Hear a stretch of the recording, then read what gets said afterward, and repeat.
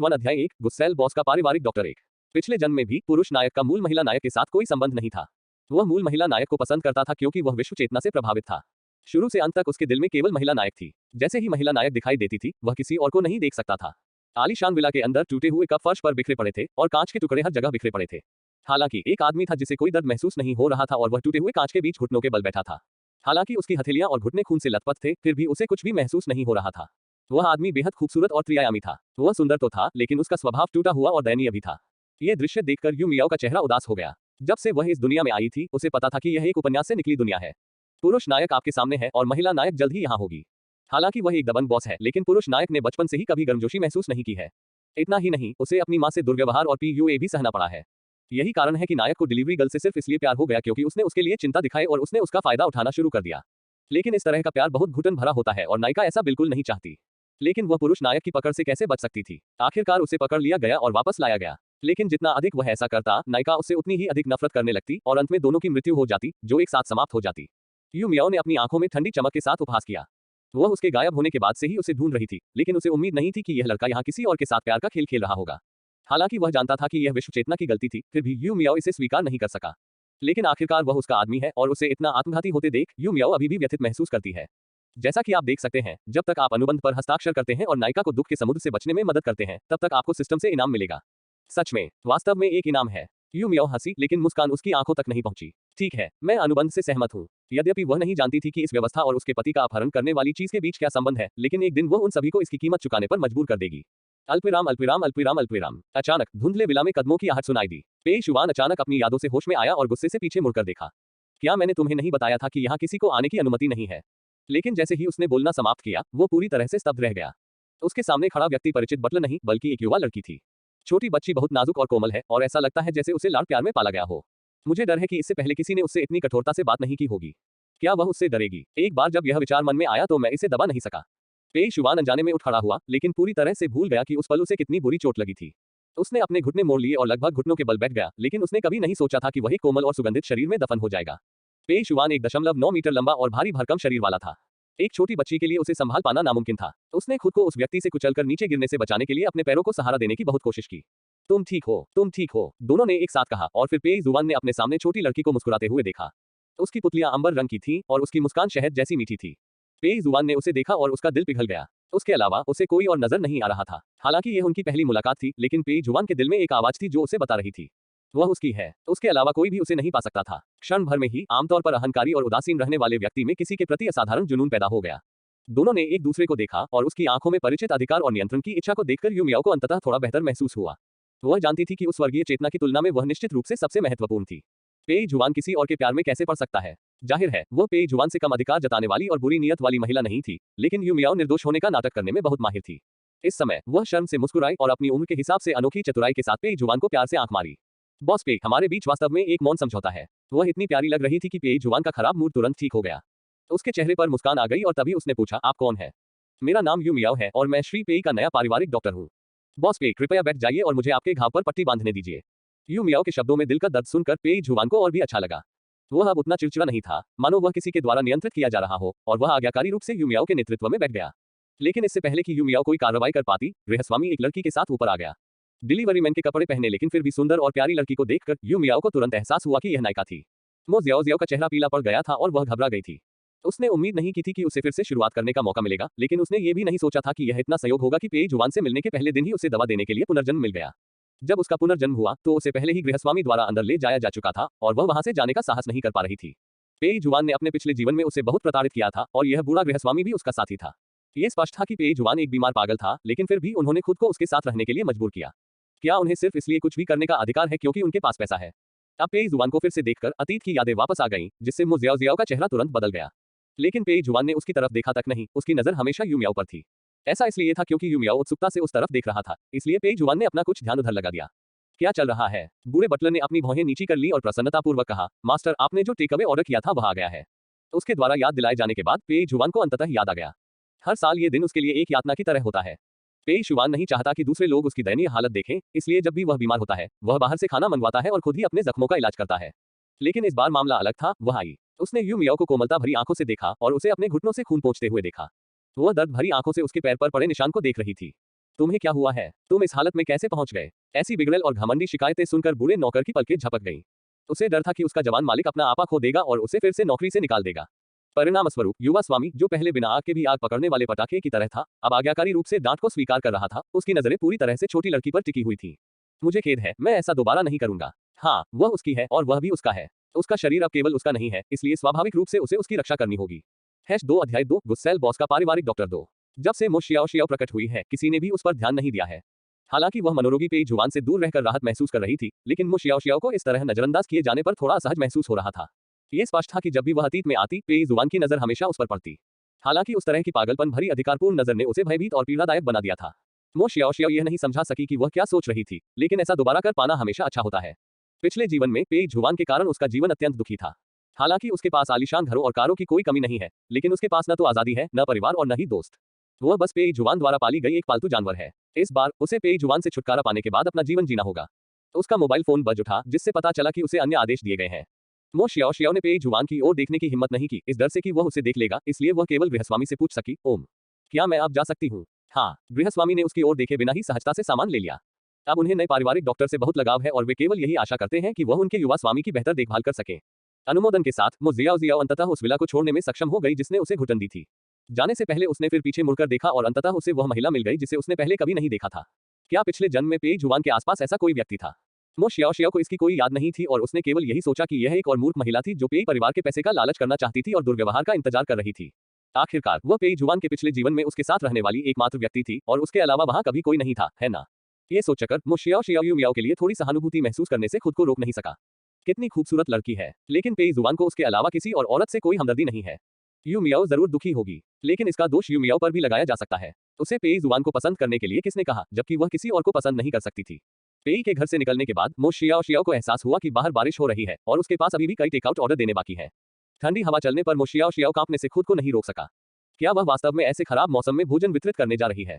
मो Xiao Xiao लंबे समय से एक शानदार जीवन के आदी थे और इस समय थोड़ा अनिच्छुक थे। लेकिन जब भी वह पेई जुवान के बारे में सोचती, मो शियाओ शियाओ भयभीत हो जाती। जब उसने इसके बारे में सोचा तो उसे थोड़ा डैक महसूस होने लगा।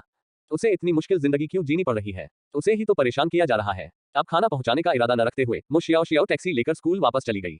लेकिन जब उसने किराया चुकाया तो पाया कि उसके कार्ड में सिर्फ कुछ दर्जन डॉलर ही थे। आखिर उसके पास इतने कम पैसे कैसे हैं? इतने कम पैसे में तो आप खाना भी नहीं खा सकते। ये सोचकर मो शियाओ शियाओ ने अपनी मां को फोन किया और विश्वास के साथ पैसे मांगे। हालांकि इस बार उसने जो सुना वह कोमल देखभाल नहीं थी, बल्कि कठोर आरोप थे। तुम्हें पैसे चाहिए? तुम्हारी मां ने तुम्हें जन्म दिया और बड़ा किया और फिर भी तुम मुझसे पैसे मांगने की हिम्मत कर रहे हो। हे भगवान, मैं तुम जैसे असफल व्यक्ति को कैसे जन्म दे सकती हूँ? तुम तो 20 साल की हो चुकी हो और फिर भी बेशर्मी से अपने परिवार से पैसे मांग रही हो। परिवार मुश्किल से गुजारा कर पा रहा है और तुम एक निर्दयी व्यक्ति परिवार की मदद करने के बारे में सोचते भी नहीं। तुम तो बस उन्हें लूटते रहते हो, है ना? मैं तुम जैसे जानवर को कैसे जन्म दे सकती हूँ? मो शियाओ शियाओ इन आरोपों से लगभग स्तब्ध रह गई। उसे समझ नहीं आ रहा था कि उसकी यादों में बसी कोमल और दयालु माँ कहाँ चली गई।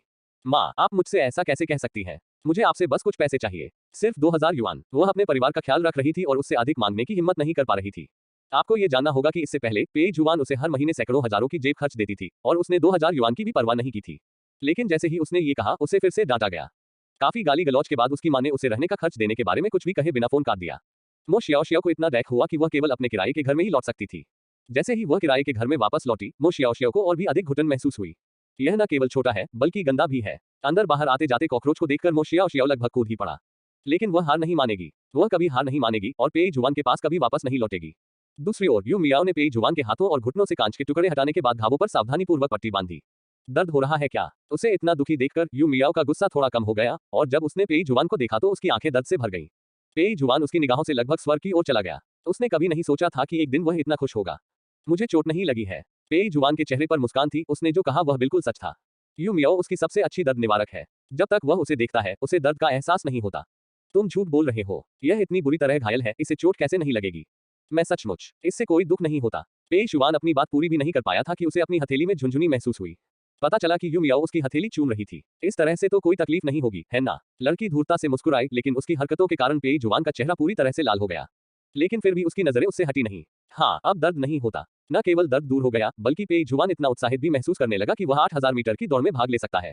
उन दोनों की हरकतें देखकर गृहस्वामी दंग रह गया। अगर उसने कुछ नहीं छोड़ा था तो आज उनकी पहली मुलाकात थी, है ना? आखिर वे इस पुराने शादीशुदा जोड़े वाले अंदाज में कैसे पहुंच गए? हालांकि यदि युवा स्वामी इससे खुश हो सकता है तो वह चाहे जो भी हो इसमें शामिल होने को तैयार है। अफसोस, उसके युवा स्वामी को बहुत कष्ट सहना पड़ा। मास्टर, मिस यू का कमरा कहाँ है? पारिवारिक चिकित्सक स्वाभाविक रूप से अतिथि कक्ष में रहते हैं और यहाँ तक कि उनके पेई परिवार विला में अतिथि कक्ष भी बहुत उच्च मानकों के हैं। लेकिन युवा मालिक और मिस यू के बीच कुछ विशेष रिश्ता प्रतीत होता है और बटलर हस्तक्षेप करने की हिम्मत नहीं करता है। वह स्वाभाविक रूप से मेरे बगल में, बिल्कुल बगल में रहती है। पेई जुआन ने अवचेतन मन से पूछा, लेकिन जब उसने बोलना समाप्त किया तो उसे एहसास हुआ कि उसने यूमियाओ की राय नहीं पूछी थी। क्या उसे यह पसंद नहीं आएगा? क्या वह सोचेगी कि वह बहुत ज्यादा दबंग है और उसके विचारों पर जरा भी ध्यान नहीं देता? हालांकि यूमियाओ ने बस पूछा, क्या आपके बगल वाला कमरा अच्छा है? मुझे सबसे अच्छा वाला चाहिए। वह हमेशा से ही दबंग रही है। ओह, मेरा कमरा विला में सबसे अच्छा है। क्या तुम मेरे साथ एक ही कमरे में रहना चाहोगे? पेई जुआन के चिढ़ाने के बाद उसे एहसास हुआ कि वह बहुत उत्साहित लग रहा था और वास्तव में उसने अपनी सच्ची भावनाओं को सीधे बोल दिया। यूमियाओ को अपनी ओर घूरते देख वह थोड़ा शर्मिंदा महसूस करने से खुद को नहीं रोक सका। मैं सिर्फ मजाक कर रहा था। जब उसने ये कहा तो पेई जुआन वास्तव में थोड़ा आशान्वित था। यूमियाओ के पिछले व्यवहार से ऐसा नहीं लग रहा था कि उसे उसमें कोई दिलचस्पी नहीं है। क्या यूमियाओ मानेगी? हालांकि वह इस बारे में बहुत ज्यादा सोच रहा था। यूमियाओ कैसे मान सकती थी? उसने दूसरों के साथ खेलने की हिम्मत की और नाकाम रहा। अगर उसे हासिल करना इतना आसान था तो क्या ये बहुत सस्ता नहीं होगा? लेकिन यूमियाओ उसे उकसाना नहीं चाहती थी, कम से कम अभी नहीं। #3 अध्याय 3 गुस्सैल बॉस का पारिवारिक डॉक्टर 3। नहीं, मैं तुम्हारे साथ नहीं रहना चाहता। लड़की ने चुलबुले स्वर में बात की और उसकी अंबर रंग की पुतलियों में एक मधुर और कोमल भाव था। ये साफ तौर पर एक अस्वीकृति थी, लेकिन पेई जुबान को जरा भी गुस्सा नहीं आया। वह बस दूसरे व्यक्ति के गुलाबी गालों को देखता रहा। उसका दिल तेजी से धड़क रहा था। वह जानता था कि वह शर्मीली थी। वह भी उसके साथ अलग तरह से व्यवहार करती है। इस एहसास ने पेई जुबान को उत्साहित कर दिया और यूमियाओ की ओर उसकी निगाहें और अधिक भावुक हो गईं। आप मुझे इस तरह क्यों देख रहे हैं? मानो वह पेई जुबान की बेशर्म निगाहों के कारण चिंतित हो रही थी। यूमियाओ शर्मा गई और उसे घूरते हुए अहंकार से बोली, मैं तुम्हारे कमरे में रहना चाहती हूँ, तुम कहीं और जाओ। ठीक है। पेई जुबान ने तुरंत सहमति जताई। सिर्फ एक कमरे की बात ही नहीं, अगर यूमियाओ उससे उसकी संपत्ति भी मांगती तो पेई जुबान बिना किसी हिचकिचाहट के उसे दे देता। जब भी पेई जुबान अपने कमरे में सो रही यूमियाओ और उसकी खुशबू से घिरे होने के बारे में सोचता तो उसका शरीर कांपने लगता और यूमियाओ की ओर उसकी निगाहें और अधिक उग्र हो जाती। यूमियाओ कैसे नहीं समझ सकती थी कि उसके मन में क्या चल रहा था। उसे ठंडी नजरों से देखते हुए यूमियाओ खड़ी हुई, अपनी दवाइयों का डिब्बा समेटा और बोली, मुझे अब वापस जाना चाहिए मिस्टर पेई।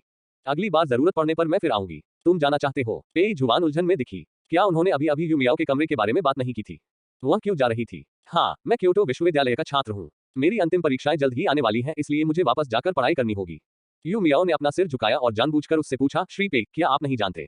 पेई जुबान, वह वास्तव में नहीं जानता था क्योंकि उसने ये मामले गृहस्वामी पर छोड़ दिए थे। ये देखकर कि यूमियाओ वास्तव में जा रही है, पेई जुबान चिंतित हो गई। क्या तुम कल आओगे? मेरे पैरों में दर्द हो रहा है। जो आदमी अभी तक आराम से चल फिर पा रहा था, अचानक कमजोर पड़ गया। वह घुटनों पर हाथ रखे सोफे पर बैठ गया, काफी दयनीय लग रहा था। अपना सिर घुमाकर उसकी ओर देखते हुए यूमियाओ ने अपनी आंखें घुमा ली। वह पहले से ही उससे खुश थी। ठीक है, मैं कल फिर आऊंगा मिस्टर पेई, कल मिलते हैं। ये सच था, लेकिन पेई जुबान उससे अलग होने को तैयार नहीं था। ये देखकर कि यूमियाओ सचमुच जा रही है, उसने उत्सुक आंखों से उसे विदा करने की पहल की।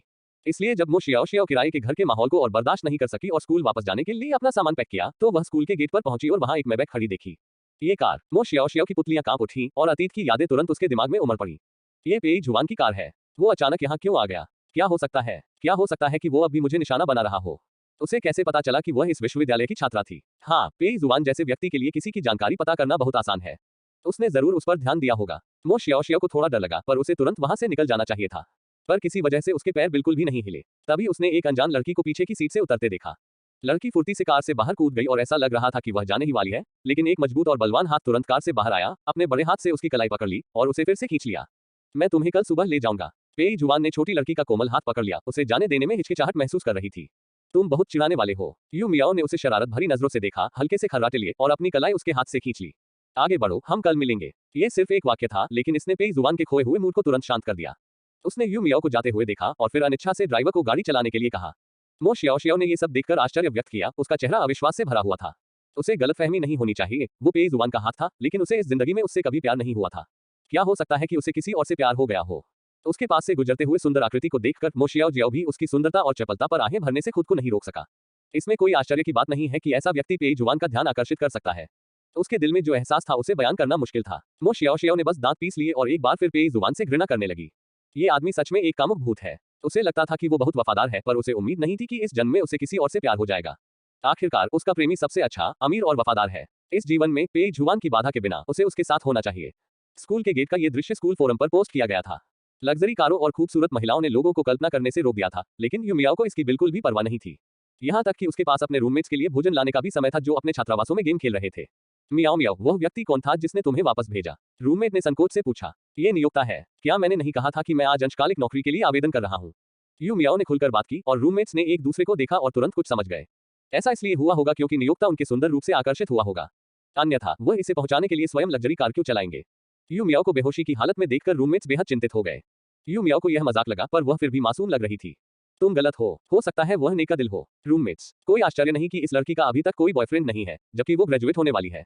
वो तो बड़ी बेवकूफ है। जबकि हर कोई यहाँ मजे कर रहा था, मो जियाओ के छात्रावास में माहौल इतना सुखद नहीं था। क्योंकि ये बहुत पहले हुआ था, मो शियाओ ये भी भूल गई कि उसने घर से बाहर जाने का फैसला किया था। इसकी एक बड़ी वजह ये थी कि उसे छात्रावास के लोगों ने अलग थलग कर दिया था। मो शियाओ ने अभी अपना सूटकेस अंदर खींचा ही था कि अचानक से चहल पहल से भरा हुआ शयनगृह शांत हो गया।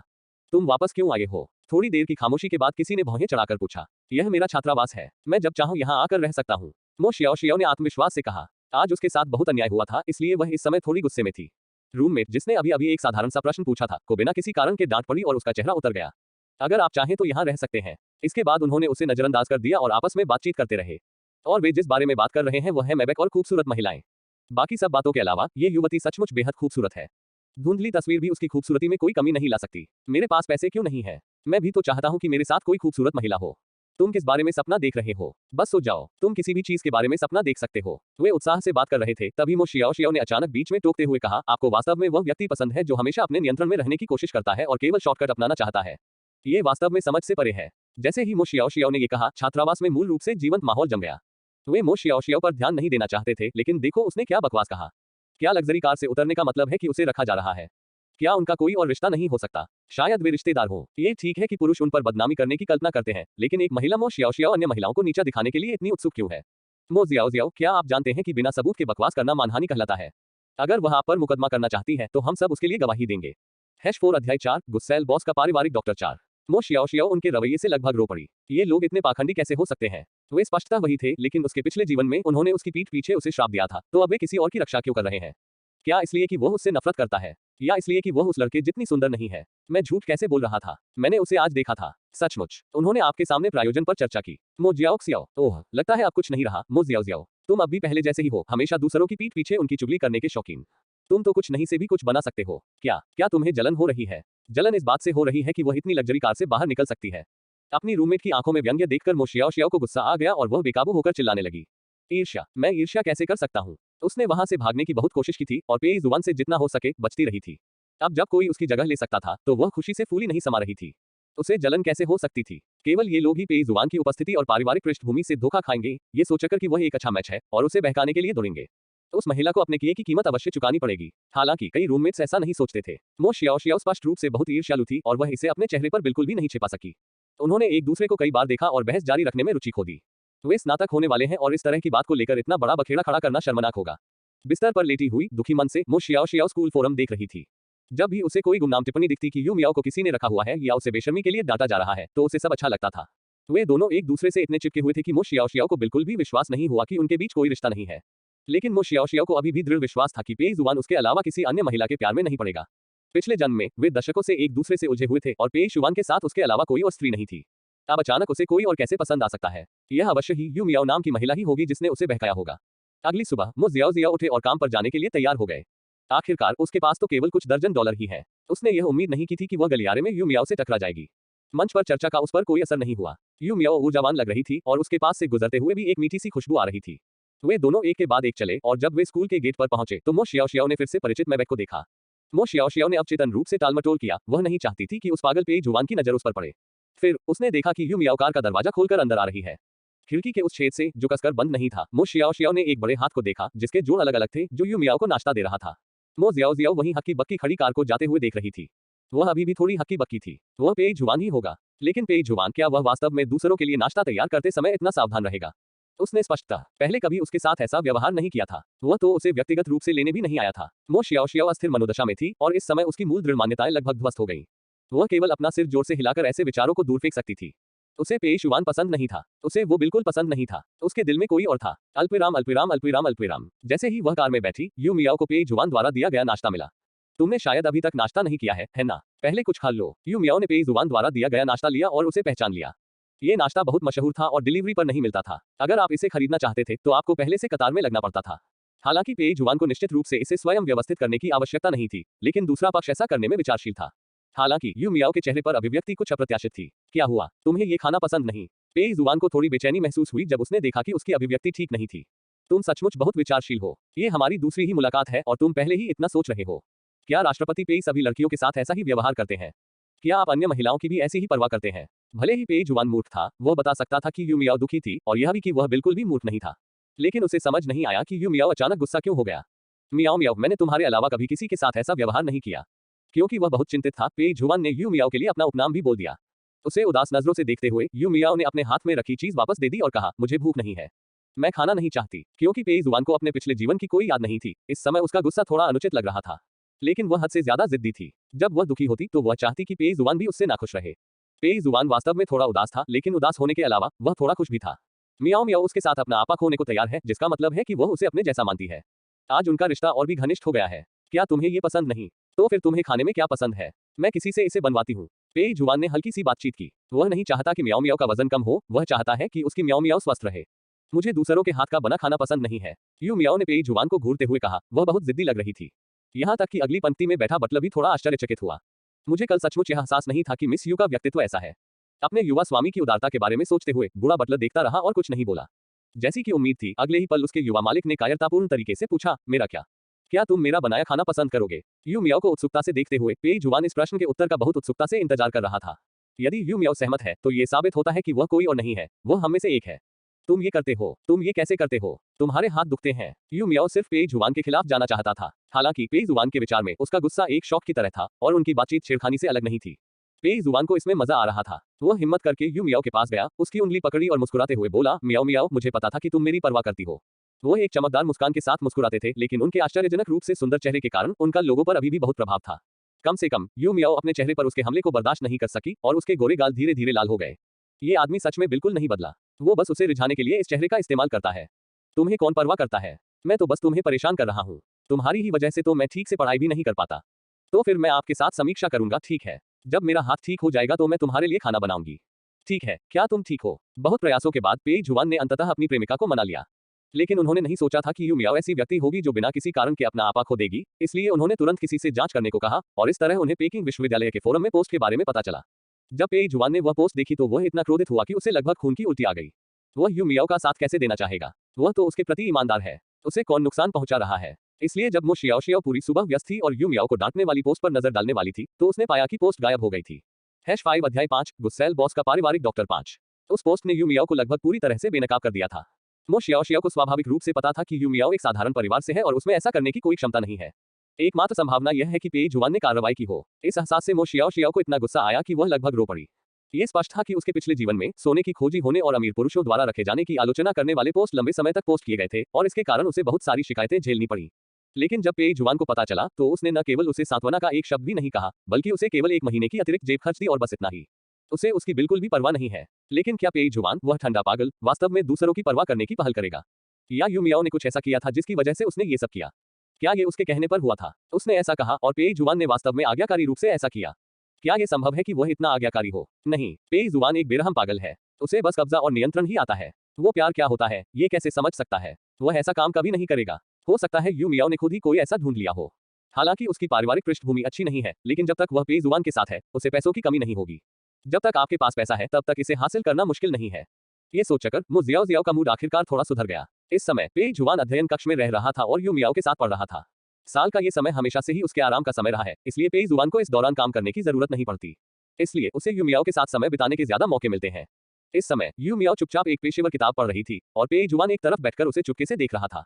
पेई जुआन ने कभी नहीं सोचा था कि वह किसी को इतना पसंद कर सकता है कि वह बस उसे देखना चाहता है और कुछ नहीं करना चाहता। उसे इस तरह देखकर ही वह पूरी तरह संतुष्ट हो गया। उसके छोटे छोटे विचारों का अंदाजा लगाना बहुत आसान था। जब यू मियाओ पढ़ाई से थक जाती तो वह कुत्ते के साथ खेलने के बारे में सोचने लगती। तब पेई जुआन ने पाया कि यू मियाओ के गाल धीरे धीरे लाल हो रहे थे। यू मियाओ ने गुस्से से पेई जुआन को घूरा और शर्माते हुए शिकायत की, तुम मुझे ऐसे ही देखते रहते हो और मेरा पढ़ने का मन नहीं करता। तुम मुझे ये सोचने पर मजबूर कर रहे हो कि तुम भी। यू मियाओ ने अपना सिर नीचे की ओर दबा लिया, जिससे केवल उसकी गोरी और गुलाबी गर्दन ही पेई जुआन के सामने उजागर हो गई। यू मियाओ का फिगर पतला है, यहाँ तक कि उसकी गर्दन भी पतली है, जो छूने में बहुत अच्छी लगती है। खुद को दूर देखने के लिए मजबूर करने के बाद ही पेई जुआन को अंततः एहसास हुआ कि यू मियाओ के शब्दों में कुछ गड़बड़ थी। पेई जुआन केवल एक वाक्य के बारे में सोच सका जो इस संदर्भ में उपयुक्त हो। तुम ऐसा करते हो जिससे मुझे लगता है कि तुम भी मुझे पसंद करते हो। क्या वह यही कहना चाहती थी? इसमें कोई आश्चर्य की बात नहीं है कि पेई जुआन आत्ममुग्ध है। उसे सचमुच लगता है कि यू मियाओ उसके साथ अलग व्यवहार करती है। वह मूर्ख नहीं है। उसे यह कैसे नहीं पता कि कोई उसे पसंद करता है या नहीं? पेई जुआन हमेशा से जानता था कि वह थोड़ा असामान्य है और यू मियाओ को डराने से डरता था, इसलिए वह डटा रहा। वह धीरे धीरे यू मियाओ के साथ भावनाएं विकसित करना चाहता था और उसे अपने प्यार में डालना चाहता था। उबलते पानी में मेढक की तरह यू मियाओ को धीरे धीरे उसकी उपस्थिति की आदत हो गई। उसे स्वीकार करो और तुम उसे कभी नहीं छोड़ पाओगे। मियाओ मियाओ, मिस्टर पे, क्या आप भी मेरे जैसे ही हैं? यू मियाओ ने अपना सिर उठाया, उसकी खूबसूरत अंबर जैसी आंखें स्नेह से भरी हुई थी। ये सही है, मैं भी आपके जैसा ही हूँ। ये तो वाकई शानदार है। जो स्वीकारोक्ति सामने आने वाली थी, वह बीच में ही रुक गई। पेई जुबान को यू मियाओ ने अपनी बाहों में पकड़ लिया और उसके खूबसूरत चेहरे पर परेशानी के भाव उभर आए। मुझे हमेशा ध्यान केंद्रित करने में परेशानी होती है और इस वजह से मैं पढ़ने में बहुत समय बर्बाद करता हूँ। आपके साथ भी ऐसा ही है ना? मैं अपनी किताब पर ध्यान केंद्रित नहीं कर पा रहा हूँ, मेरा ध्यान भटकता रहता है। मुझे यकीन है कि आप भी मेरी तरह ही परेशान है ना? पेई जुबान दंग रह गया। उसे इतना बेवकूफ देखकर यू मियाओ का मूड ठीक हो गया। उसने उसके हाथ थपथपाए और बकवास करने लगी। लेकिन चिंता मत करो, मुझे अभी एक नुस्खा मिला है। मैंने सुना है कि इसे पीने के बाद ध्यान केंद्रित करने में मदद मिलती है। ये बहुत शक्तिशाली है। क्या आप इसे आजमाना चाहेंगे? यू मियाओ के चेहरे पर मासूम और दयालु मुस्कान को देखकर पेई जुबान एक पल के लिए यह पता नहीं लगा सका कि वह गंभीर थी या सिर्फ उसे चिढ़ा रही थी। पेई जुबान को चुप देखकर यू मियाओ ने अपने होंठ भींच लिए, कुछ निराश सी। क्या तुम नहीं चाहती, या तुम्हें मुझ पर भरोसा नहीं है? वह अपनी झुकी हुई भौहों के साथ इतनी दयनीय लग रही थी कि पेई जुबान का दिल तुरंत नर्म पड़ गया। अब किसी अज्ञात दवा की बात तो दूर, वह जहर पीने को भी तैयार हो जाएगा, भले ही यू मियाओ चाहे। तो एक दबंग बॉस जिसने दवा पी ली थी, आज रात उसके जीवन की सबसे गर्म रात थी। पेई जुबान के सभी कार्य सामान्य थे, लेकिन किसी कारण से वह हमेशा एक्स में रुचि नहीं रखता था और वह इतनी उम्र में कभी किसी महिला के साथ शामिल नहीं हुआ था। इसलिए पेई जुबान, जिसे दवा पीने के बाद पूरे शरीर में गर्मी महसूस हुई, थोड़ा शर्मिंदा महसूस किया। उन्होंने प्रतिक्रिया व्यक्त की, लेकिन अब वह यू मियाओ के साथ अध्ययन कर रहा है। ऐसी प्रतिक्रिया को बिल्कुल भी छिपाया नहीं जा सकता था। जब तक वह खड़ा रहेगा, यू मियाओ उसे जरूर देख लेगी, लेकिन सिर्फ यहाँ बैठे रहने से भी काम नहीं चलेगा।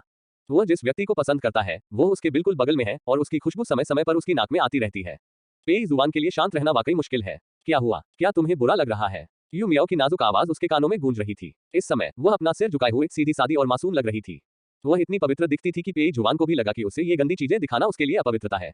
मैं ठीक हूँ। पेई जुबान ने अपनी सारी ताकत लगभग खर्च कर दी थी जब उसने बड़ी मुश्किल से ये शब्द कहे। वह भारी सांस ले रहा था और उसकी गोरी त्वचा पूरी तरह लाल हो गई थी। पहले तुम बाहर जाओ, लेकिन यू मियाओ ने हिलने का कोई इरादा नहीं दिखाया। उसने अपने फोन की तरफ देखा और अचानक चिल्लाई, आह! उसने पेई जुबान की तरफ माफी की नजर से देखा। मुझे माफ करना मिस्टर पेई, लगता है मैंने दवा गलत लिख दी है। यह शरीर को पोषण देने के लिए है। पेई जुबान को उस व्यक्ति द्वारा अपनी पहचान उजागर करने के बाद और भी शर्मिंदगी महसूस हुई जिसे वह पसंद करता था। उसका मन कर रहा था कि जमीन में कोई गड्ढा ढूंढकर उसमें घुस जाए। बॉस पे, इसे अंदर मत रखो। अगर आप इसे बाहर निकाल देंगे तो शायद बेहतर महसूस होगा। पेई जुबान को पहले से ही इसे सहन करने में कठिनाई हो रही थी और वह व्यक्ति जिसे वह पसंद करता था अभी भी उसके बगल में रह रहा था, लगातार बातें कर रहा था। मानो या ना मानो, अगर तुम नहीं गए तो मैं तुम्हें मार डालूंगा। मैं तो भूल ही गया था, तुम घायल हो गए थे। तो फिर क्या तुम्हें मेरी मदद चाहिए? जैसे ही ये शब्द निकले, पेई जुबान की तर्कसंगतता पूरी तरह से खत्म हो गई। अल्पविराम अल्पविराम अल्पविराम अल्पविराम। उस रात के बाद पेई जुबान ने सोचा कि उन दोनों के बीच तेजी से प्रगति होगी। लेकिन वास्तव में यू मियाओ का उसके प्रति रवैया पहले जैसा ही रहा और उनके बीच कोई और अंतरण क्रिया नहीं हुई। उस रात उसने उसे चूमा और उसने मना नहीं किया, लेकिन यू मियाओ इस मामले को पूरी तरह से भूल गई थी और उसने जो नजर उसे दी वह बहुत सरल और मासूम थी। पेई जुबान ने बल प्रयोग के बारे में सोचा था, लेकिन यू मियाओ उसे बहुत पसंद करती थी और पेई जुबान को हमेशा लगता था कि अगर वह थोड़ी और कोशिश करे तो वह उसे पा सकता है। इन साधनों का उपयोग करने की कोई आवश्यकता नहीं है। अब हमारा रिश्ता क्या है? ड्रेसिंग बदलने के बाद पेई जुबान ने सहजता से पूछा। हमारा कैसा रिश्ता हो सकता है? यू मियाओ हैरान थी, लेकिन साथ ही आश्वस्त भी थी। बेशक हम एक मरीज और डॉक्टर का रिश्ता है। #6 अध्याय 6 गुस्सैल बॉस का पारिवारिक डॉक्टर 6। पेई जुबान, ये फिर से ऐसा है। यू मियाओ की चालाक निगाहों का सामना करते हुए पेई जुबान क्रोधित होना चाहता था, लेकिन ऐसा नहीं कर सका। उसे जिद करने का मौका दिए बिना यू मियाओ ने अपना सामान पैक किया और तथ्यात्मक रूप से कहा, मैं बाद में कुछ किताबें लेने के लिए छात्रावास जा रही हूँ और फिर मैं पुस्तकालय में रहूंगी। आप मेरे साथ आओ। जैसे ही ये शब्द बोले गए, पेई जुबान तुरंत पूरी तरह स्वस्थ हो गया और उसकी आंखें चमक उठी। उसे यह बात साफ साफ महसूस हो रही थी। हालांकि यू मियाओ ने अभी तक इस पर ध्यान नहीं दिया होगा, लेकिन जाहिर है कि वह उस पर भरोसा करने लगी थी। वह मुझे पसंद करती होगी, लेकिन उसे शायद अभी तक इसका पता नहीं चला होगा। पेई जुबान संतुष्ट हो गया और यू मियाओ के पीछे दरवाजे से बाहर चला गया। जैसे जैसे सेमेस्टर का अंत करीब आता है, मो शियाओ भी अपनी कठिन अंशकालिक नौकरी समाप्त कर देती है और कुछ समय के लिए गंभीरता से अध्ययन शुरू करने की योजना बनाती है। लेकिन इतने महीने तक कड़ी मेहनत करने के बाद उसने ध्यान से गणना की और पाया कि उसे केवल 1000 युआन से अधिक ही प्राप्त हुआ था। वह भोजन पर इससे भी अधिक खर्च करती थी। मो शियाओ को इतना अन्याय महसूस हुआ कि वह रोना चाहती थी और वह समझ नहीं पा रही थी कि उसे ऐसा अन्याय क्यों सहना पड़ा। ये थोड़े से पैसे तो बस एक भिखारी को खाना खिलाने के लिए हैं। पेई जुबान ने भी उसे कभी इतना अपमानित नहीं होने दिया। हालांकि मो जियाओ ने हंगामा किया और पुलिस को भी बुलाया, लेकिन यह अभी भी बेकार था। मो शियाओ को यह भी पता चला कि किसी ने चुपके से उसका वीडियो बना लिया था और उसे ऑनलाइन पोस्ट कर दिया था, जिसे बाद में विभिन्न मार्केटिंग अकाउंट्स द्वारा नए साल में अजीब चीजों की सूची के रूप में आगे बढ़ाया गया। वह इतनी क्रोधित थी कि सारी रात रोती रही और अगले दिन वह नाश्ता किए बिना ही पुस्तकालय में आ गई। क्योंकि वह क्लास छोड़ देती थी, इसलिए उसके रूममेट उसे मुख्य बातें सिखाने को तैयार नहीं थे। मो शियाओ ने स्कॉलरशिप पाने और उन लोगों को प्रभावित करने का मन बना लिया था जो उसे नीची नजरों से देखते थे। लेकिन कुछ देर तक देखने के बाद उसे लगा कि कोई उसके सामने बैठा है। मो जियाओ ने अवचेतन रूप से ऊपर देखा और तुरंत पेई जुबान को देखा। यह देखने के बाद मो जियाओ अपनी आंखें उससे हटा नहीं सकी। पेई जुबान सचमुच बहुत सुंदर है, इतना सुंदर कि ऐसा लगता ही नहीं कि वह इस दुनिया से है। अपने पिछले जीवन में मो शियाओ ने पेई जुआन को सिर्फ साफ सुथरे सूट में ही देखा था। उसने उसे कभी कैजुअल कपड़ों में नहीं देखा था। मो शियाओ ने सोचा कि वह उसे पसंद नहीं करता, लेकिन उसने उसे इस स्थिति में देखने की उम्मीद नहीं की थी। हल्के नीले रंग के स्वेटर ने पेई जुआन के आभामंडल को कोमल और सौम्य बना दिया था। सुनहरे फ्रेम वाले चश्मे के साथ वह कैंपस उपन्यासों के पुरुष देवता जैसा लग रहा था। मो शियाओ एक पल के लिए स्तब्ध रह गई और उसे अब अपने पिछले साहसिक शब्द याद नहीं रहे। लेकिन इससे पहले कि वह कुछ नजरें डाल पाती, पेई जुआन ने उसे भयंकर नजरों से देखा। पेई जुआन को तो याद ही नहीं था कि वो मो शियाओ से पहले कभी मिला था। उसे बस यही लग रहा था कि उस औरत की आंखों में जो भाव था, उससे वो बेहद दुखी था। वह उसे उदास निगाहों से घूर रही थी, मानो पहले भी उनके बीच कुछ हुआ हो। क्या होगा यदि म्याओ म्याओ आकर ये देख ले और सोचे कि वह बहुत ध्यान आकर्षित कर रहा है। उसे अन्य महिलाओं से दूरी बनाए रखनी होगी। ये सोचते हुए पेई जुआन ने मो जियाओ को फिर से घूरा। मो शियाओ इस नजर से कितनी परिचित थी। क्या पिछले जन्म में पेई जुआन ने उसे इतनी उदास और पागल निगाहों से नहीं देखा था? वह अब यहाँ क्यों था? क्या वह उसके लिए था? क्या वह उसे फिर से लूटना शुरू कर देगा? अपने पिछले जीवन में जो कुछ भी उसने झेला था, उसे सोचकर मो शियाओ फिर से डरने लगी। उसने अपना सिर नीचे कर लिया और पेई जुआन को अपना चेहरा दिखाने की हिम्मत नहीं की। वह पेई जुआन को फिर से उस पर नजर रखने नहीं दे सकती थी। यदि उसके पैर डर से कमजोर न हो गए होते तो वह भाग जाना चाहती। पेई जुआन उसकी प्रतिक्रिया से बहुत संतुष्ट थी। बिल्कुल सही, ऐसा ही होना चाहिए। उस पर ध्यान मत दो, उसके दिल में तो पहले से ही कोई है। हालांकि वह यू मियाओ को बहुत कम समय से जानता था, पेई जुआन ने अवचेतन रूप से महसूस किया कि उसकी प्रेमिका एक ईर्ष्यालु व्यक्ति थी। वह नहीं चाहता था कि यू मियाओ गलत समझे और गुस्सा हो जाए। मो शियाओ बहुत देर तक कांपती रही, लेकिन पेई जुआन ने उससे बात नहीं की। फिर उसे याद आया कि वह लाइब्रेरी में है और उसने राहत की सांस ली। यदि वह पुस्तकालय में नहीं होता तो पेई जुआन बहुत पहले ही पागल हो गया होता, है ना? आखिर वह क्या करने की कोशिश कर रहा था? आखिर उसने उसे कैसे नोटिस किया? मो शियाओ का चेहरा कड़वा था। उसे लग रहा था कि वो कितनी बदकिस्मत है। वो साफ तौर पर पेई जुआन से बचने की बहुत कोशिश कर रही थी। जैसे ही मैं दिवास्वप्न देख रहा था, सामने वाला स्टूल धीरे से हटा दिया गया और कोई उस पर बैठ गया। मो शियाओ की पलकें झपक गईं और उसे एहसास हुआ कि यह पेई जुआन के बगल वाली सीट थी। उसने अवचेतन रूप से अपना सिर उठाया और यू मियाओ को अपने सामने देखा और दंग रह गई। वह यहाँ कैसे पहुंची? क्या उसने सुना था कि पेई जुआन यहाँ है और उसने उसका पीछा किया था? मो शियाओ ने अपने पिछले जीवन में इस तरह की कई बेशर्म महिलाओं को देखा था, लेकिन जब उसने इस बार यू मियाओ को देखा तो वह अपने दिल में कुछ घृणा महसूस करने से खुद को नहीं रोक सकी। इन महिलाओं के लिए यह वाकई शर्मनाक है। वे अपनी क्षमताओं पर भरोसा कर सकती हैं, लेकिन वे शॉर्टकट अपनाती हैं। लेकिन इससे पहले कि वह अपनी बदनामी भरी गाली खत्म कर पाती, उसने देखा कि पेई जुआन मेज पर लेटा हुआ काफी देर तक कुछ लिख और चित्र बना रहा था और फिर उसने यू मियाओ के सामने कागज का एक टुकड़ा रख दिया। यू मियाओ ने नोट की दिशा में देखा और देखा कि उस पर लिखा था, तुमने इतना समय क्यों लिया? इसके बाद एक रोते हुए खरगोश की छड़ीनुमा आकृति थी। उसने जो छोटा खरगोश बनाया था वह इतना प्यारा था कि यू मियाओ को उम्मीद ही नहीं थी कि उसमें इतनी कुशलता होगी। वह मुस्कुराए बिना नहीं रह सकी। वह नाजुक और प्यारी है और उसकी मुस्कान उससे भी ज्यादा मीठी है। लेकिन मो शियाओ जो उसके सामने बैठा था, उसे बिल्कुल भी अच्छा नहीं लगा, बल्कि वह बहुत चिंतित महसूस करने लगा। पेई जुआन ने वास्तव में दूसरों को नोट दिए। मो शियाओ का दिमाग खाली हो गया और वह इस पर बिल्कुल भी विश्वास नहीं कर सकी। बिल्कुल नहीं, पेई जुआन ने जरूर यू मियाओ को डांटते हुए एक नोट लिखा होगा। आखिरकार पेई जुआन ने उसके अलावा किसी और औरत को अपने करीब आने ही नहीं दिया।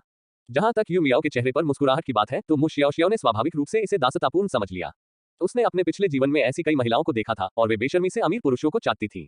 नोट को पकड़कर यू मियाओ ने उस पर एक उत्तर लिखा और उसे पेई जुआन को वापस दे दिया। फिर किताब निकाली और पढ़ना शुरू कर दिया। पेई जुआन अकेली रह गई और उस नोट को एक अन्यायपूर्ण और गंभीर भाव से देख रही थी। नोट में लिखा था, क्योंकि मेरे रूममेट्स आपके और मेरे बीच के रिश्ते के बारे में बहुत उत्सुक हैं और उन्हें ये भी संदेह है कि हम प्रेमी और प्रेमिका हैं, लेकिन हम नहीं हैं, इसलिए निश्चित रूप से मुझे उन्हें ये स्पष्ट रूप से समझाना होगा। जिन लोगों को लगा कि उनके साथ अन्याय हुआ है, वे स्वाभाविक रूप से वे दोनों थे जिन्होंने स्पष्ट रूप से सब कुछ किया था, लेकिन यू मियाओ अभी भी उससे दूरी बनाना चाहती थी। लेकिन दोबारा सोचने पर पेई जुआन को राहत महसूस हुई। उसने कभी अपनी भावनाओं का इजहार नहीं किया, इसलिए यू मियाओ जो एक लड़की है का घबराना स्वाभाविक है। क्या हो सकता है कि वह अपने रिश्ते की पुष्टि के लिए किसी लड़की के बोलने का इंतजार कर रहा हो? यद्यपि अभी स्वीकारोक्ति के लिए अच्छा समय नहीं है, फिर भी यदि आप स्वीकारोक्ति करना चाहते हैं तो यह महज एक सामान्य टिप्पणी नहीं हो सकती, है ना? लेकिन पेई जुआन को लगा कि वह पहले अपनी राय व्यक्त कर सकता है। हालांकि चाहे यह एक दुर्घटना थी या कुछ और, पेई जुआन का कबूलनामा एक बार फिर बाधित हो गया। उनका नोट इसलिए नहीं भेजा गया क्योंकि यू मियाओ ने उन्हें चुप रहने का इशारा किया और उनका नोट स्वीकार करने से इनकार कर दिया। पेई जुआन का चेहरा बेहद दुखी लग रहा था और उस नजर ने मो जियाओ को भी चौंका दिया जो उसे देख रहा था। क्या पेई जुआन वास्तव में इतनी प्यारी पिल्ला जैसी अभिव्यक्ति कर सकती है? उसने अपने पिछले जन्म में इसे कभी क्यों नहीं देखा था? #7 अध्याय 7 गुस्सैल बॉस का पारिवारिक डॉक्टर 7। वह झांकने में इतनी व्यस्त थी कि पेई जुआन की नजर उस पर कैसे नहीं पड़ी। पेई जुआन को इस बात से कोई आपत्ति नहीं थी कि दूसरे लोग उसे देखें, लेकिन जिस तरह से यह व्यक्ति उसे देख रहा था वह वास्तव में अजीब था। उदाहरण के लिए, अब इस तरह का गुस्सा और आक्रोश मानो विश्वासघात किया गया हो, उसे एक बदमाश की तरह दिखाता है जो लोगों की भावनाओं को धोखा देता है। लेकिन जैसा कि ईश्वर जानता है, उसे अपने परिवार में केवल म्याओ म्याओ ही पसंद है। आखिरकार ये एक लाइब्रेरी है और पेई जुआन यहाँ अपना आपा नहीं खो सकता था। आखिरकार उसने यू मियाओ के कान के पास झुककर फुसफुसाया कि वो पहले टहलने जाएगा। यदि आप उसे उकसा नहीं सकते तो क्या आप उससे छिप नहीं सकते? जब यू मियाओ ने मो शियाओ के चेहरे पर नाराजगी भरी अभिव्यक्ति देखी तो वह तुरंत समझ गई, सिर हिलाया और सहमत हो गई। इसलिए पेई जुआन के चले जाने के बाद मो शियाओ ने अपना लक्ष्य बदलकर यू मियाओ कर लिया। लेकिन यू मियाओ अब परवाह नहीं करना चाहती थी और उसकी परवाह करने के लिए बहुत आलसी थी, इसलिए उसने बस ये दिखावा किया कि उसे ये सब दिखाई नहीं दे रहा है। लेकिन वह मो शियाओ पर ध्यान नहीं देना चाहती थी, लेकिन मो शियाओ को यू मियाओ से बहुत सी बातें पूछनी थी। वह पूछना चाहती थी कि यूमियाओ और पेई जुआन के बीच क्या रिश्ता था। पेई जुआन को उसकी इतनी परवाह क्यों थी? उसे तो सिर्फ उससे प्यार करना चाहिए था, फिर वो किसी और से प्यार क्यों कर बैठा? शायद जब मो शियाओ शियाओ ने नोट पर ये सवाल लिखे तो वह फिर से दंग रह गई। वो क्या कर रही थी? क्या उसे यूमियाओ से जलन हो रही थी? पेई जुआन से? नामुमकिन। उसने पेई जुआन से छुटकारा पाने के लिए ही पुनर्जन्म लिया था। वह वही गलती कैसे दोहरा सकती है और फिर से उससे प्यार कैसे कर सकती है? नहीं, यह अवश्य ही एक भ्रम है। इस जीवन में उसे कोई ऐसा व्यक्ति मिलना चाहिए जो उससे सच्चा प्यार करे। मो शियाओ शियाओ अब और शांत नहीं बैठ सकती थी, इसलिए उसने अपना सामान पैक किया और जल्दी से निकल गई। वह अब उसे ढूंढने जा रही थी ताकि यह साबित कर सके कि अगर वह पेई जुआन को छोड़ भी दे तो वह एक बेहतर जीवन जी सकेगी। किसी ने भी उसे गंभीरता से नहीं लिया और अंतिम परीक्षाएं समाप्त होने में आधा महीना बीत गया। मो शियाओ शियाओ, जिसने पहले बड़े बड़े वादे किए थे, कई विषयों में फेल हो गई क्योंकि उसने अच्छी तरह से समीक्षा नहीं की थी। वह अब छात्रावास में नहीं रहती बल्कि अपने प्रेमी के साथ रहती है। हालांकि उसका प्रेमी पेई जुआन जितना सुंदर या अमीर नहीं है, फिर भी उसके प्रति उसका प्यार उस पागल पेई जुआन से अतुलनीय है। ऐसा लगता है कि उन्हें अपने परिवार से कुछ परेशानी हुई है, इसलिए उनका जीवन अभी भी बहुत कठिन है। लेकिन मो शियाओ शियाओ जानती थी कि केक पर आइसिंग लगाना आसान है लेकिन समय पर सहायता प्रदान करना मुश्किल है, और अब उसके पास अपनी क्षमता दिखाने का मौका था। पहले वह अंशकालिक काम करने के लिए बहुत इच्छुक नहीं थी, लेकिन अब वह बहुत प्रेरित है। ये भी एक प्रकार का निवेश है। जैसे ही जूनिंग काम से छुट्टी लेकर आई, मो जियाओ जियाओ ने दयनीय रूप से उसे अपनी शिकायतें बताईं। ये सुनकर जूनिंग को थोड़ा गुस्सा आया, लेकिन ये सोचकर कि यह महिला अच्छी दिखती है और उसका समर्थन करने के लिए पैसे कमा सकती है, उसने इसे सहन किया और कुछ शब्दों के साथ उसे सांत्वना दी। छात्रवृत्ति से कितना पैसा मिल सकता है, इसके बारे में इतना चिंता करना उचित नहीं है। जब मेरे माता पिता शांत हो जाएंगे तो मैं आपको 5 गुना राशि हस्तांतरित कर दूंगा। थोड़ी देर तक मनाने के बाद मो शियाओ शियाओ को अंततः थोड़ा बेहतर महसूस हुआ, लेकिन जैसे ही उसका मूड थोड़ा बेहतर हुआ, उसने अगले दिन कॉफी शॉप में पेई जुआन को फिर से देखा जहां वह काम करती थी। पेई जुआन वाकई बहुत खूबसूरत है। मैं जब भी उसे देखता हूँ उसकी खूबसूरती देखकर दंग रह जाता हूँ। मो शियाओ शियाओ ने शुरू में सोचा था कि उसका प्रेमी काफी अच्छा दिख रहा था, लेकिन जब उसने पेई जुआन को देखा तो उसने महसूस किया कि जूनिंग तुरंत अपमानित हो गई थी। ये देखकर कि पेई जुआन ने उस पर कोई ध्यान नहीं दिया, मो शियाओ शियाओ ने दांत पीसते हुए अपने बगल में बैठी अपनी सहकर्मी से पूछा, वह कौन है? वह रसोई में क्यों है? आप उसके बारे में बात कर रहे हैं? संबंधित सहकर्मी ने अपने चेहरे को हाथों से पकड़ते हुए चमकती आंखों से कहा, ऐसा कहा जाता है कि वह अपनी प्रेमिका के लिए खुद केक बनाना चाहता था, इसलिए उसने रसोई उधार लेने के लिए बहुत पैसा खर्च किया। ये लड़का इतना सुंदर और रोमांटिक कैसे हो सकता है? क्या कहा तुमने? खुद केक बनाओ? क्या यह एक ऐसा शब्द है जिसे पेई जुआन के साथ जोड़ा जा सकता है? मो शियाओ शियाओ की याद में उसने पेई जुआन को कभी मुस्कुराते हुए नहीं देखा था, केक बनाते हुए तो बिल्कुल नहीं। उसने सोचा कि पेई जुआन हंसना नापसंद करने के लिए ही पैदा हुई है, लेकिन अब वह वास्तव में यू मियाओ के लिए केक बना रहा है। नहीं नहीं, ये यू मियाओ का नहीं हो सकता, ये किसी और का हो सकता है। शायद इसलिए कि उसकी और यू मियाओ की पारिवारिक पृष्ठभूमि एक जैसी थी और दोनों ही पेकिंग विश्वविद्यालय में छात्र थे। वह नहीं चाहती थी कि यू मियाओ पेई जुआन से जुड़ जाए। वह स्पष्ट रूप से एक गरीब छात्र था जिसके पास कुछ भी नहीं था। वह उससे बेहतर कैसे रह सकता था, सिर्फ इसलिए कि उसने पेई जुआन को छोड़ दिया था। वह ऐसी स्थिति कभी नहीं आने देगी। लेकिन वह अभी भी निराश थी। स्टोव में दिखाई देने वाली परिचित सुंदर आकृति को देखकर मो जियाओ जियाओ का चेहरा मुड़ गया। ये वास्तव में यू मियाओ कैसे हो सकता है? जैसे ही यू मियाओ प्रकट हुई, पेई जुआन तुरंत उसका अभिवादन करने गया। मियाओ मियाओ, तुम यहाँ हो? ठीक है, यू मियाओ ने लापरवाही से जवाब दिया, लेकिन उसने कभी उम्मीद नहीं की थी कि जब वह ऊपर देखेगी तो वह मो शियाओ शियाओ को वेटर की वर्दी में देखेगी। वह थोड़ा स्तब्ध रह गई और फिर भौहें सिकोड़ ली। मो शियाओ शियाओ और पेई जुआन का साथ होना वाकई किस्मत में है। वे चाहे कहीं भी जाएं, हमेशा साथ रह सकते हैं। ये सोचकर कि यह सब विश्व चेतना के कारण हुआ था, यू मियाओ को असहजता महसूस हुई और यहाँ तक कि मो शियाओ शियाओ से नाराजगी भी हुई। आखिरकार कोई भी समझदार नजर वाला देख सकता था कि लाभार्थी मो शियाओ शियाओ ही थी।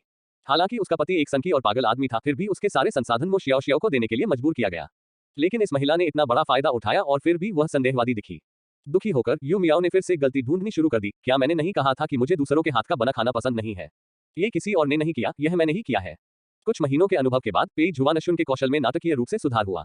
मुझे आपकी बात याद आ गई और मैं आज सुबह सुबह यहाँ आ गया। इसे आजमाकर देखिए कि यह आपको पसंद आता है या नहीं। उसकी हथेली खरोंच गई थी और जब यू मियाओ ने ऊपर देखा तो उसने पेई जुआन को अपने सुंदर चेहरे के साथ दयनीय रूप से उसे देखते हुए देखा और उसका दिल तुरंत नर्म हो गया। यू मियाओ ने गर्व से नाक सिकोड़ी, लेकिन अंततः खाना शुरू कर दिया।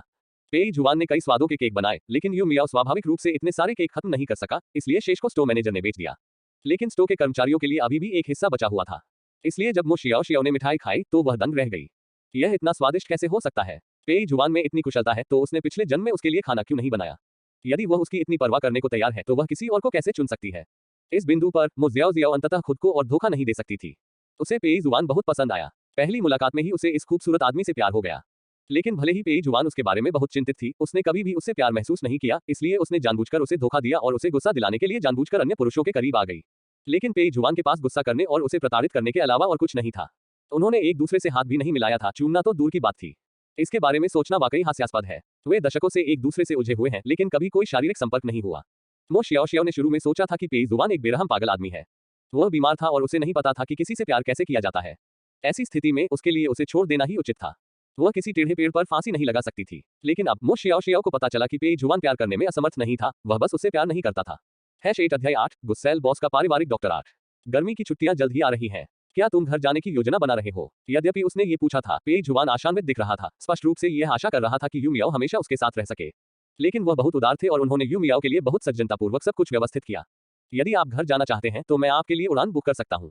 अगर आप क्योटो में रहना चाहते हैं तो आप मेरे घर में रह सकते हैं।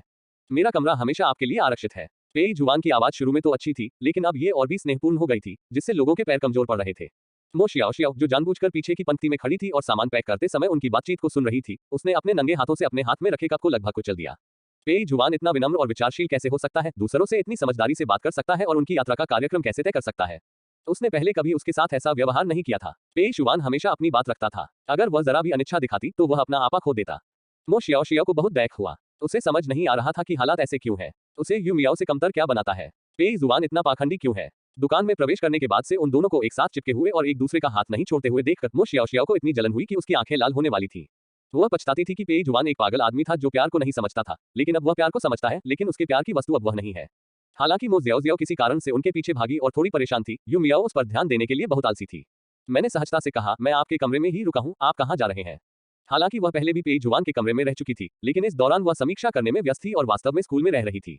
वह अभी तक इसके साथ नहीं सोई है और आपके कमरे की शैली मुझे पसंद नहीं है। पेई जुआन की व्यवस्था को अस्वीकार करते हुए मो शियाओ शियाओ ने कप को कसकर पकड़ लिया और पेई जुआन के गुस्से को कम करने की प्रतीक्षा करने लगा। दूसरे पक्ष ने पहले भी कई बार उसे दूसरों के सामने शर्मिंदा किया था और यू मियाओ के साथ निश्चित रूप से ऐसा ही व्यवहार किया जाएगा। हालांकि पेई जुआन इस समय बहुत अच्छे मूड में लग रहा था। उसने तुरंत कहा, तो मैं किसी से कहूंगा कि इसे फिर से सजा दे और जैसा तुम चाहो वैसा बना दे। यह आपके प्रति बहुत अन्याय है। हालांकि यू मियाओ ने यह कहा, लेकिन उसके आत्मसंतुष्ट भाव से साफ जाहिर था कि वह बहुत खुश थी। पेई जुआन का दिल मचल उठा और वह बेहद खुश हुआ। जब तक आप खुश हैं, मुझे शिकायत करने के लिए कुछ नहीं है।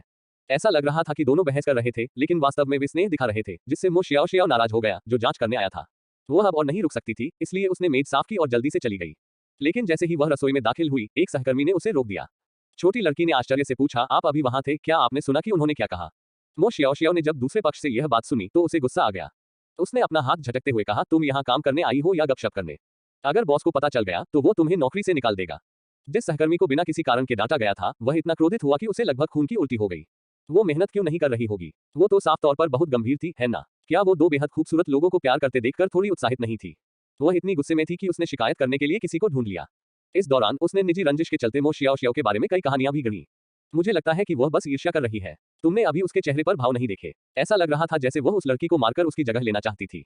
वह अपनी तरफ देखती भी नहीं। वह कितनी कड़वी और नाराज दिखती है। उसे कौन पसंद करेगा? उसका गुस्सा वाकई मजेदार था। उसकी दोस्त ने उसे दिलासा दिया और फिर वे काम पर चले गए। जैसे ही वे चले गए, मो जियाओ जियाओ एक उदास चेहरे के साथ कोने से बाहर आया।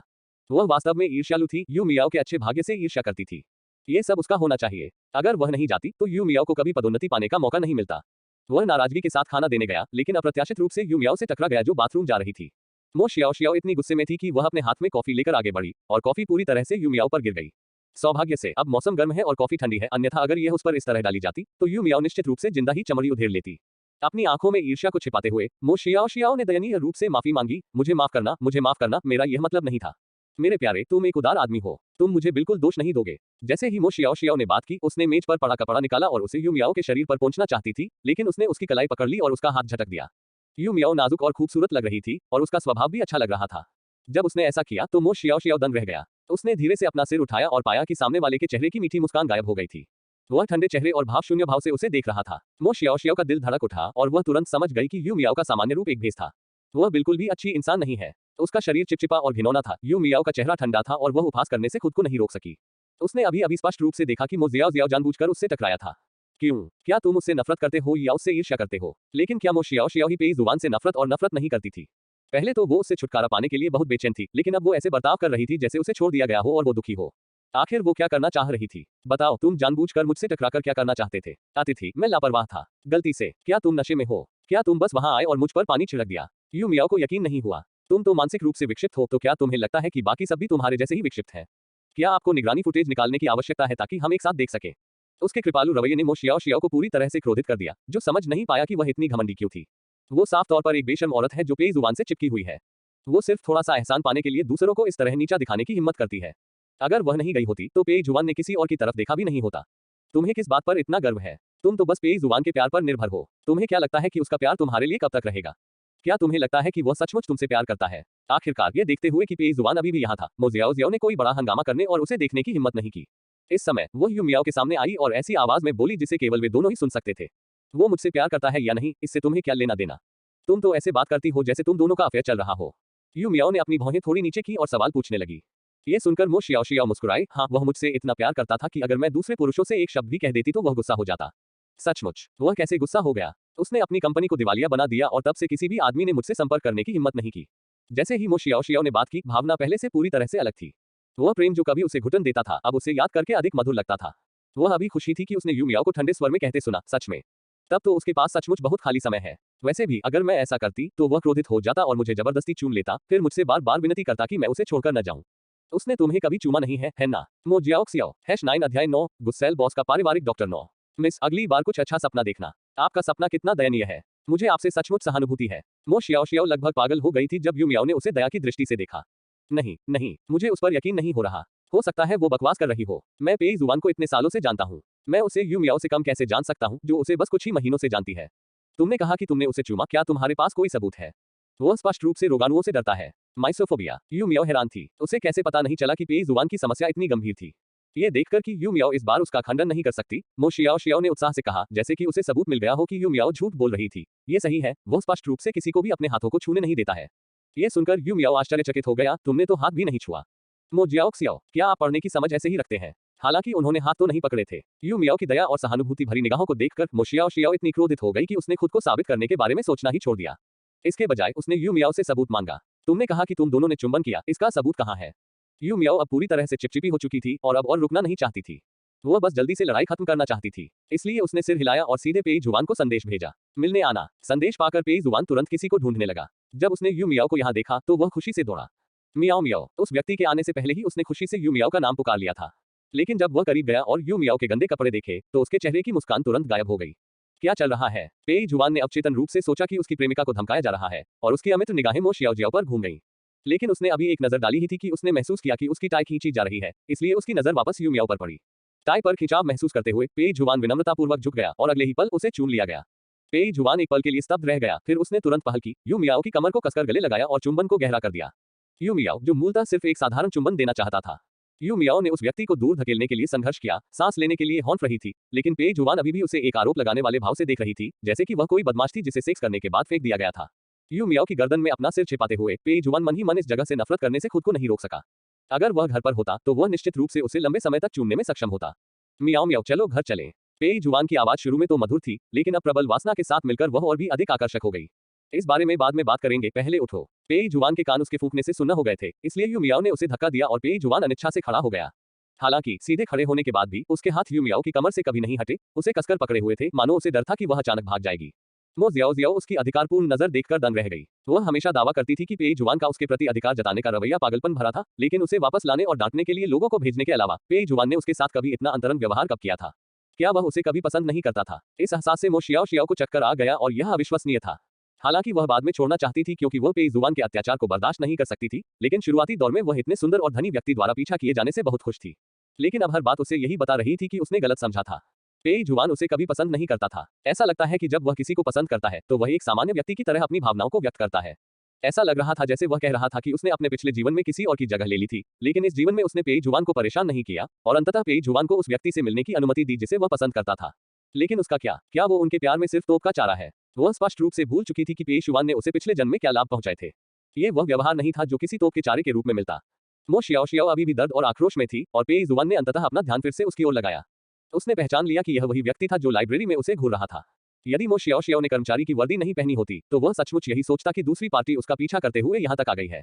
वह कौन है? पेई जुआन ने आश्चर्य से पूछा। मैं उसे नहीं जानता। उसने कहा था कि उसका तुम्हारे साथ अफेयर चल रहा है और तुम उससे इतना प्यार करते हो कि जो भी आदमी उसके करीब आएगा उसे दिवालिया बना दोगे।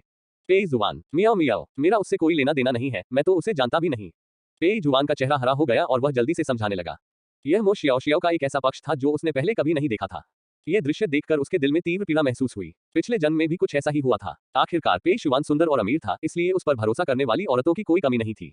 लेकिन उसके पकड़े जाने के बाद पेई जुआन ने पहले कभी इस तरह से उसे समझाया नहीं था।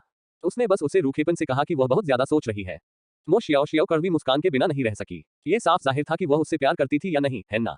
मो जियाओ जियाओ पहले खुद को धोखा देने में सक्षम थी, लेकिन अब वह ऐसा बिल्कुल नहीं कर सकती। लेकिन इसका मतलब यह नहीं है कि वह अब यू मियाओ से नफरत नहीं करती। यदि यह महिला न होती तो वह पेई जुआन के साथ अपने रिश्ते को फिर से जीवंत कर पाती। और अपने पिछले जीवन के अनुभव के साथ वह निश्चित रूप से उससे और भी अधिक प्यार करेगी। अल्पविराम अल्पविराम अल्पविराम अल्पविराम। मैंने हमेशा से तुम्हें पसंद किया है। पेई जुआन इतना चिंतित था कि उसकी आंखें लाल हो गईं क्योंकि उसे डर था कि यूमियाओ उसे गलत समझ लेगा और उसे छोड़ देगा। जब वह घबरा रहा था, यूमियाओ ने अपना हाथ उठाया और उसके कान के नीचे चुटकी काटते हुए उसे सांत्वना दी, मुझे तुम पर विश्वास है, घबराओ मत। उसके शब्दों ने पेई जुआन को सांत्वना दी, जिसने उसे कसकर गले लगा लिया और बार बार उससे कुछ बुदबुदाती रही। मियाओ मियाओ मियाओ मियाओ, तुम इतने अच्छे कैसे हो? इतना अच्छा कि वह उसे कसकर पकड़ना चाहता था और उसे कभी जाने नहीं देना चाहता था। यूमियाओ ने उसे ज्यादा देर तक अपने पास नहीं रहने दिया और फिर उसे धक्का देकर दूर धकेल दिया। उठो, मेरे कपड़े अभी भी गंदे हैं। पेई जुआन को भी यह घटना याद आ गई, तुम्हारे कपड़े ऐसे क्यों हो गए? वह दौड़कर आई और जानबूझकर मुझसे टकरा गई और सारी कॉफी मुझ पर गिरा दी। मेरा यह इरादा नहीं था। मो शियाओ शियाओ ने अवचेतन रूप से अपने पिछले जीवन की नकल की और निर्दोष होने का नाटक करना शुरू कर दिया, लेकिन पेई जुआन ने उसे पूरी तरह से नजरअंदाज कर दिया और सीधे निगरानी की जांच करने के लिए स्टोर मैनेजर को बुलाया। मो शियाओ शियाओ को उम्मीद नहीं थी कि यूमियाओ इतनी सीधी बात कह देगी। क्या उसे चुपचाप सहना नहीं चाहिए, चुपचाप ईर्ष्या नहीं करनी चाहिए और पेई जुआन को पता चलने का इंतजार नहीं करना चाहिए? क्या उपन्यासों में ऐसा ही नहीं लिखा जाता? निगरानी फुटेज की जांच के बाद मो शियाओ शियाओ को उम्मीद के मुताबिक नौकरी से निकाल दिया गया। उसे अभी अभी नौकरी से निकाला गया था और पेई जुआन ने उसे ले जाने के लिए किसी को नियुक्त कर लिया था। आखिर ये व्यक्ति उसी स्कूल में है जहां उसकी बेटी मियाओ मियाओ पढ़ती है। उसे मियाओ मियाओ के लिए फिर से मुसीबत खड़ी करने से रोकने के लिए उसे सबक सिखाना जरूरी है। 10 अध्याय 10 गुस्सैल बॉस का पारिवारिक डॉक्टर 10। पेई जुआन के पास स्वाभाविक रूप से मो शियाओ शियाओ की व्यक्तिगत रूप से आलोचना करने का समय नहीं था, इसलिए उसने यह मामला अपने भरोसेमंद गृहस्वामी को सौंप दिया। मैं तुमसे बात नहीं करना चाहता, मैं पेई जुआन से मिलना चाहता हूँ। मो शियाओ शियाओ चिल्लाया। ये सुनकर बूढ़ा बटलर अवाक रह गया। ये व्यक्ति अपने युवा मालिक के बारे में क्या सोचता है? क्या वह जब चाहे उससे मिल सकता है? बस मुझे बताओ कि तुम क्या कहना चाहते हो और मैं युवा स्वामी को बता दूंगा। मैं यू मियाओ के बारे में बात करना चाहता हूँ, लेकिन क्या वह सुनना नहीं चाहता? क्या वह जानना नहीं चाहता कि यू मियाओ किस तरह का व्यक्ति है? यू मियाओ का जिक्र सुनकर बूढ़े नौकर की हिम्मत नहीं हुई कि वह खुद कुछ करे। सोच विचार के बाद उसने पेई जुआन को बुलाने का फैसला किया। इस समय पेई जुआन अभी भी स्कूल के गेट पर था, यू मियाओ के कपड़े बदलने और अपना सामान अपने साथ घर ले जाने का इंतजार कर रहा था। पेई जुआन को ऐसा महसूस हुआ जैसे वह अपनी पत्नी के साथ उसके माता पिता के घर वापस जा रहा हो। जैसे ही वह मन ही मन खुश हुआ, पेई जुआन को गृहस्वामी का फोन आया। वह मियाओ मियाओ के बारे में क्या जान सकती है? लेकिन ये कहते हुए भी वह अपने दिल में चिंता महसूस करने से खुद को नहीं रोक सका। उसे डर था कि मो शियाओ शियाओ के पास कुछ ऐसा है जो यू मियाओ को चोट पहुंचा सकता है। उसे फोन दे दो। कॉल आने के बाद मो शियाओ शियाओ को अपमानित महसूस हुआ। पेई जुआन, अब तुम मुझसे मिलना भी नहीं चाहते। पेई जुआन, क्या यह आदमी मनोरोगी है? उसके साथ बहस नहीं करना चाहता था, इसलिए पेई जुआन सीधे मुद्दे पर आ गया। तुम मुझे क्या बताना चाहती हो, मियाओ मियाओ? ओह, क्या तुम्हें लगता है कि यू मियाओ सचमुच इतनी मासूम और दयालु है? तुम उसके द्वारा धोखा खा गए हो। वह तुम्हारे करीब आने की कोशिश कर रही होगी और तुम्हें लुभाने के लिए जानबूझकर किसी ऐसे व्यक्ति का नाटक कर रही होगी जिसे तुम पसंद करते हो। ओह, उसने मुझे लुभाने की पहल की। उसकी पत्नी ने उसके करीब आने के लिए बहुत कष्ट उठाए। वह सचमुच उससे प्यार करती है। पेई जुआन की आवाज में खुशी सुनकर मो जियाओ जियाओ ने गुस्से से कहा, तुम्हें उसके द्वारा धोखा दिया गया है। वह तुम्हारे सामने कोमल और दयालु दिखाई देती है, लेकिन तुम्हारी पीठ पीछे वह वास्तव में एक पूरी तरह से अलग व्यक्ति है। वह जानता है कि तुम्हें उस प्रकार की लड़की पसंद है जिसे छोटे सफेद फूल पसंद है, इसलिए वह जानबूझकर तुम्हारे करीब होने का दिखावा करता है। उद्धरण चिन्ह डॉट डॉट डॉट। आपको किसने बताया कि मुझे छोटे सफेद फूल पसंद है? पेई जुआन सचमुच उलझन में था। जाहिर था कि यू मियाओ से मिलने से पहले उसे कोई पसंद नहीं आया था और न ही उसका कोई आदर्श प्रकार था। मो जियाओ जियाओ को इतना यकीन क्यों था कि उसे जियाओ बाइहुआ पसंद है? वह स्पष्टतः अपनी पत्नी जैसी किसी को पसंद करता है। इतने महीने एक साथ बिताने के बाद पेई जुआन को निश्चित रूप से पता था कि यू मियाओ उतनी मासूम नहीं थी जितनी वह दिखती थी, लेकिन तो क्या? यदि यह सचमुच इस उम्र तक बढ़ जाए और अभी भी कोरे कागज की तरह शुद्ध हो, तो कोई समस्या होगी, है ना? उसे अपनी पत्नी जैसी बुरी लड़कियां पसंद है। लेकिन पेई हुआन के सवाल ने मो जियाओ सियाओ को चौंका दिया, क्योंकि वह छोटे सफेद फूल की तरह है और अपने पिछले जीवन में पेई जुआन को पहली नजर में उससे प्यार हो गया था। तब से पेई जुआन को कभी कोई अन्य महिला पसंद नहीं आई, इसलिए उसने स्वाभाविक रूप से सोचा कि पेई जुआन को उसके प्रकार पसंद है। लेकिन जाहिर है, ये बात जोर से नहीं कही जा सकती। उसके पुनर्जन्म का राज किसी को नहीं बताया जा सकता। ये देखकर कि मो शियाओ शियाओ कुछ नहीं कह सका, पेई जुआन का धैर्य लगभग समाप्त हो गया। क्या आपके पास मियाओ मियाओ के बारे में कहने के लिए कुछ और है? और क्या सुनना चाहती हो? क्या मैंने जो कहा वो काफी नहीं था? वो जानबूझकर तुम्हारे पास आई थी, पर तुम्हें शक नहीं हुआ? क्या तुम सतर्क नहीं थे? शक? उसे क्या शक था? क्या उसे शक था कि उसकी पत्नी किसी दूसरी कंपनी की अंडरकवर एजेंट है? यदि ऐसा है तो वह अपनी पत्नी को यहाँ भेजने के लिए उन्हें धन्यवाद देने के लिए निश्चित रूप से उन्हें एक बड़ा उपहार देंगे।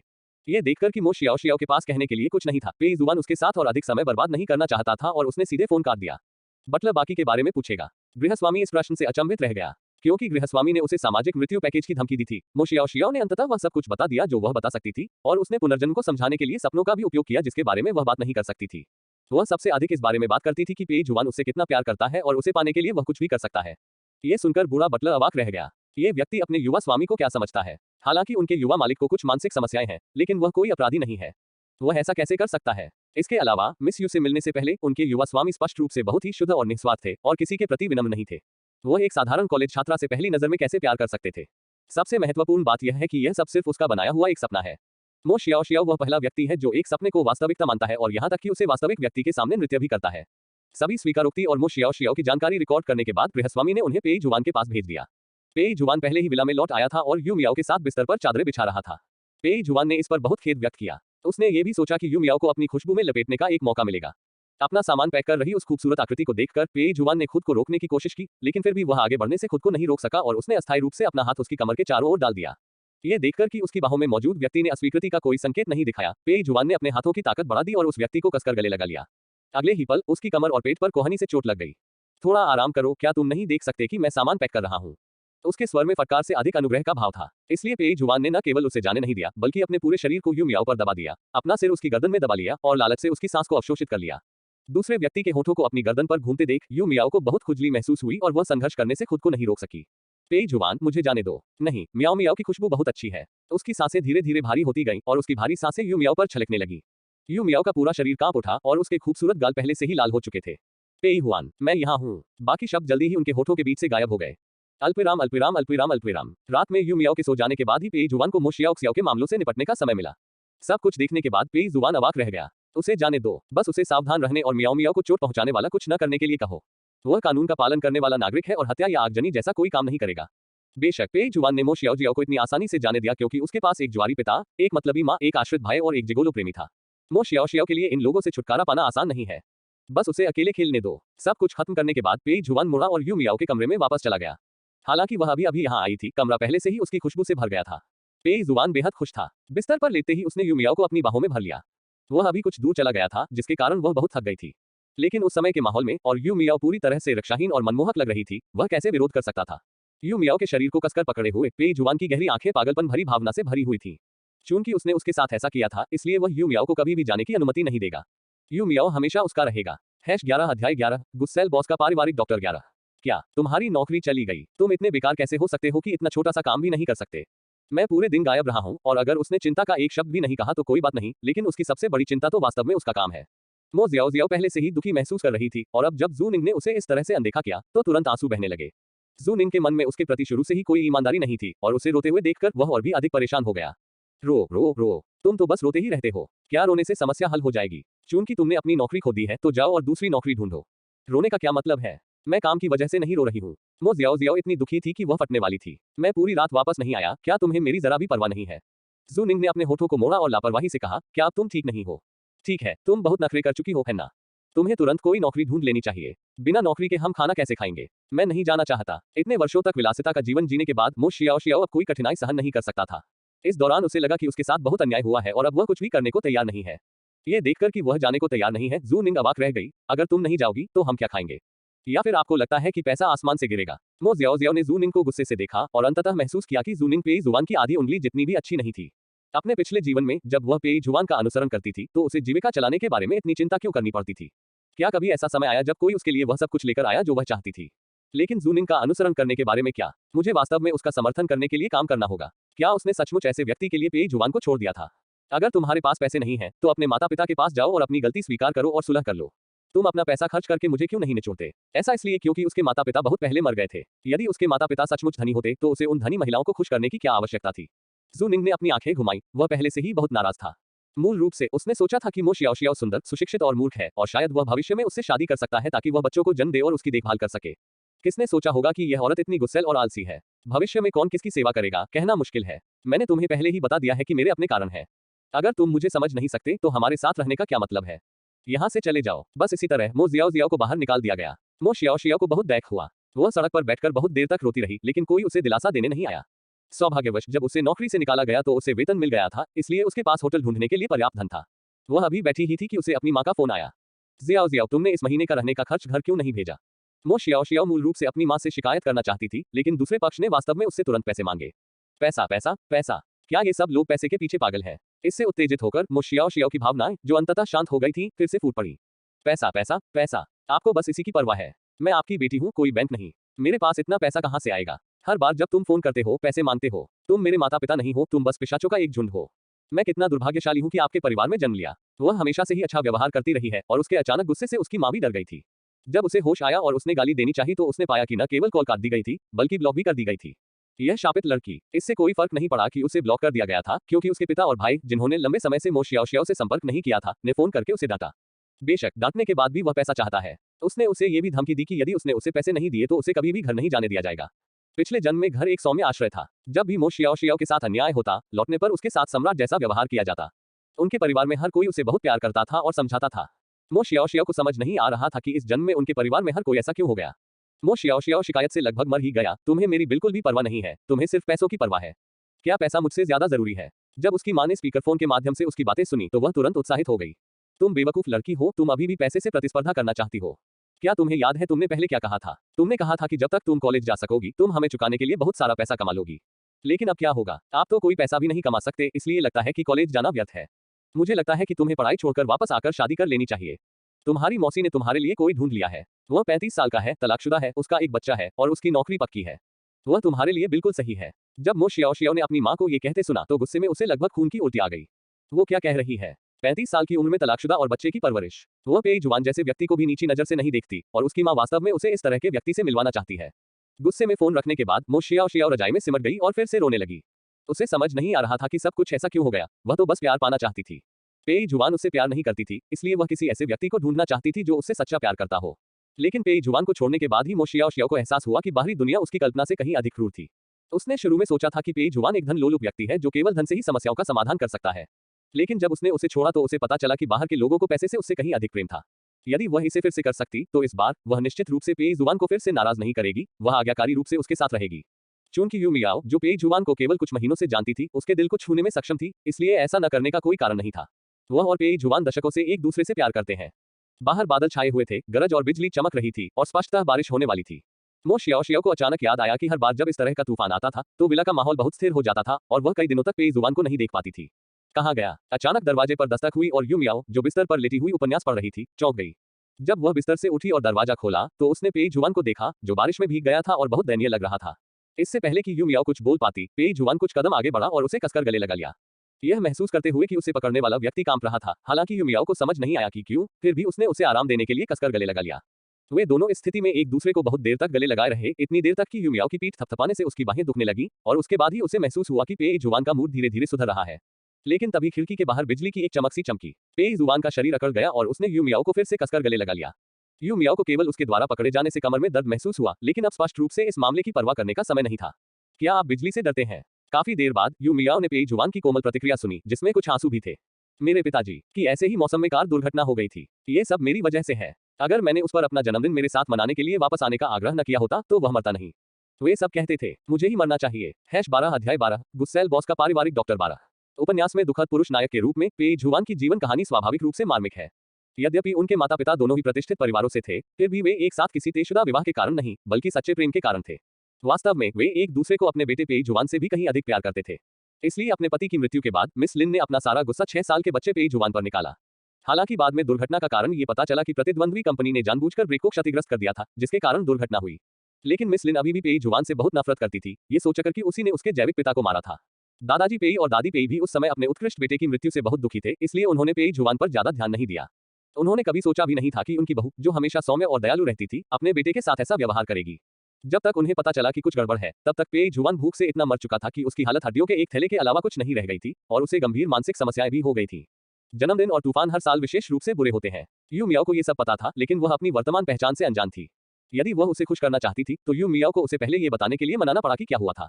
ये दरअसल पेई जुआन की मनोवैज्ञानिक परछाई है। इतने सालों बाद भी उस दिन जो कुछ हुआ था वह सब उसके जहन में आज भी ताजा है। बेशक यह उसके लिए सबसे दर्दनाक बात नहीं थी। यदि उस दिन का दर्द चेहरे को चीरने वाला तीव्र दर्द था तो उसके बाद मिस लिन द्वारा उस पर दी गई मानसिक यातना कुन चाकू से मांस काटने के समान थी। यह महज एक दुर्घटना नहीं थी, बल्कि एक यातना थी जो कई वर्षों तक चली। यह ऐसा घाव नहीं है जो आसानी से ठीक हो सके। पेई जुआन को पक्का पता था कि इस सारे दर्द की वजह उसकी मां ही है। जब तक वह अपनी मां से दूर रहेगा सब कुछ धीरे धीरे ठीक हो सकता है। लेकिन मिस लिन ने कहा कि वह पहले ही अपने पति को खो चुकी है और यदि उनका बेटा उन्हें फिर से छोड़ देगा तो वह जीवित नहीं रह पाएंगी। पेई जुआन उससे नफरत तो नहीं करता था, पर ज्यादातर उसे अपराधबोध होता था। वो उसे अपनी वजह से कैसे मरने दे सकता था। बेशक मैं हर बार आज्ञाकारी होकर वहां गया और हर बार जब वह मिस लिन से मिलने जाता तो उसकी हालत और खराब हो जाती। यहाँ तक कि अगर दादाजी पेई ने उनके संपर्क को रोकने की कोशिश की तो मिस लिन हमेशा पेई जुआन से संपर्क करने का एक तरीका ढूंढ लेती और उसे व्यक्तिगत रूप से अपने पास आने के लिए मजबूर करती। दादाजी पेई और दादी पेई उसके प्रति बहुत दयालु थे और उन्होंने अपने बेटे की मौत के लिए उसे कभी दोषी नहीं ठहराया, लेकिन पेई जुआन कभी उनके करीब नहीं आ सका। इतने वर्षों के बाद वो एक दयनीय व्यक्ति बन गया है, जिसका न तो कोई रिश्तेदार है और न ही कोई दोस्त। आमतौर पर वो इस तरह के बरसात के दिन अपने घावों को ठीक करने के लिए छिप जाता था, लेकिन जब वह बारिश में वापस भागा और आंगन में यू मियाओ के कमरे में गर्म रोशनी देखी तो उसके पैर पहले ही उसे अनियंत्रित रूप से उसके दरवाजे तक ले गए थे। इस समय दूसरे के गर्म शरीर से कसकर गले लगने और धीरे से आराम मिलने से पेई जुआन का ठंडा शरीर धीरे धीरे गर्म हो गया। वह यू मियाओ की बाहों में नरम पड़ गया और उसकी ताकत से बिस्तर पर गिर पड़ा। एक पल में पेई जुआन यू मियाओ की खुशबू से घिर गया और उसका दिल, जो हमेशा कहीं और भरोसा नहीं कर पाता था, अंततः धीरे धीरे शांत हो गया। मियाओ मियाओ, क्या तुम मुझसे डरते हो? वह एक मनोरोगी है। उसकी माँ की तो बात ही छोड़िए, यहाँ तक कि उसके दादा दादी, जो हमेशा उससे प्यार करते थे, उनके चेहरे पर भी उस समय भय के भाव होते थे जब उसे दौरा पड़ता था। क्या यू मियाओ उससे डरेगी? जब भी पेई जुआन को लगता कि यू मियाओ उससे डरेगी और उसे छोड़ना चाहेगी, तो वह फूट फूट कर रोने से खुद को नहीं रोक पाता था। यू मियाओ, उसने अभी तक कुछ नहीं कहा है। पेई जुआन के चेहरे से आंसू पोंछते हुए यू मियाओ ने उसका चेहरा पकड़ा और उसकी लाल आंखों के कोने को चूमा। तुमने कुछ नहीं किया तो मैं क्यों डरूं? लेकिन मैं तुम्हें चोट पहुंचा सकता हूं। सचमुच मुझे विश्वास नहीं हो रहा। इस आदमी के उसे चोट पहुंचाने की अपेक्षा स्वयं को चोट पहुंचाने की अधिक संभावना है। पेई जुआन के सुंदर चेहरे को पकड़कर उसे जोर से रगड़ते हुए यू मियाओ ने उसे समझाया, इन चीजों के बारे में मत सोचो। उन चीजों के बारे में चिंता क्यों करें जो अभी तक नहीं हुई है। मुझे विश्वास है कि तुम मुझे चोट नहीं पहुंचाओगे। मेरी किस्मत हमेशा अच्छी रही है। तो क्या तुम मुझे छोड़ दोगे? क्या हम हमेशा साथ रह सकते हैं? जैसे कि उन्होंने कुछ सोचा हो, पेई जुआन ने आगे कहा, यह मरीज और डॉक्टर के बीच का रिश्ता नहीं है। यू मियाओ उससे लगभग खुश थी। यू मियाओ ने अपना हाथ उठाया और पेई जुआन के खूबसूरत चेहरे को सहलाया। ये तुम्हारे प्रदर्शन पर निर्भर करता है। अगर तुम हमेशा मेरे साथ अच्छे व्यवहार करते हो, मेरी परवाह करते हो, मेरा ख्याल रखते हो और मेरी बात सुनते हो, तो हमेशा तुम्हारे साथ रहना नामुमकिन नहीं है। तो फिर अगर कोई ऐसा व्यक्ति हो जो तुम्हारे साथ मुझसे बेहतर व्यवहार करता हो और तुम्हारी बात मुझसे ज्यादा सुनता हो, तो क्या तुम मुझे छोड़ दोगे? तो फिर तुम्हें कड़ी मेहनत करनी चाहिए, प्रतिस्पर्धात्मक होना चाहिए और पुरुषों में सर्वश्रेष्ठ बनने का प्रयास करना चाहिए। जो लोग तुम्हारी औरत को चुराना चाहते हैं, उन्हें कुछ भी ना मिले। इतने सालों तक पेई जुआन के साथ रहने के कारण यू मियाओ उसे मनाने में बेहद कुशल है। उसे कोई व्यर्थ का दिलासा देने के बजाय उसे कोई लक्ष्य देना बेहतर है। जब तक आप ऐसा करते रहेंगे, आपको इनाम मिलेगा, ठीक वैसे ही जैसे किसी पिल्ले को प्रोत्साहित करने पर मिलता है। बेशक पेई जुआन वास्तव में एक पिल्ला है। अच्छा लगना। एक पेई जुआन को थोड़ा शर्मिंदगी महसूस हुई जब उसे एहसास हुआ कि वह यू मियाओ के सामने इस तरह रोया था। उसने अपना सिर यू मियाओ की गर्दन में छिपा लिया और ऊपर देखना भी नहीं चाहा। यू मियाओ ने उसकी नजदीकी पर कोई आपत्ति नहीं जताई, लेकिन यह आदमी पूरी तरह से भीगा हुआ था। अगर वह एक रात ऐसे ही लेटा रहा तो पेई जुआन की सेहत अच्छी होने पर भी वह बीमार पड़ जाएगा। जब तुम बेहतर महसूस करो तो उठ जाओ। यू मियाओ का प्रतिरोध मजबूत नहीं था, इसलिए पेई जुआन ने ऐसा दिखावा किया जैसे उसे कुछ महसूस ही नहीं हो रहा हो। उसने न सिर्फ उसे जाने नहीं दिया, बल्कि उसे और भी जोर से गले लगा लिया। यद्यपि वह यू मियाओ का आराम पाकर बहुत खुश था, लेकिन वह ऐसे ही नहीं जाना चाहता था। वह यू मियाओ को छोड़ना नहीं चाहता था। क्या आप मुझे यहीं रहने नहीं दे सकते? पेई जुआन ने दयनीय स्वर में कहा। मैं कुछ नहीं कर सकता। यू मियाओ, जल्दी करो और उठकर नहा लो, तुम्हें ठंड लगने लगी है। और उसका बिस्तर पहले से ही गीला था और वह उस पर सो नहीं सकती थी। अपने कमरे में जाओ, हम आज रात वहीं सोएंगे। तुम मेरे साथ आ रहे हो। पेई जुआन हैरान और खुश था। उसे यकीन नहीं हो रहा था कि उसके साथ इतनी अच्छी बात हो जाएगी। ये जानते हुए कि वह क्या सोच रहा था, यू मियाओ ने फिर भी जानबूझकर कहा, तुम नहीं जाना चाहते तो मैं नहीं जाऊंगा। नहीं नहीं नहीं, मैं करता हूँ। वह इतना खुश था कि उसने यू मियाओ को कसकर गले लगा लिया और उसे जाने नहीं देना चाहता था।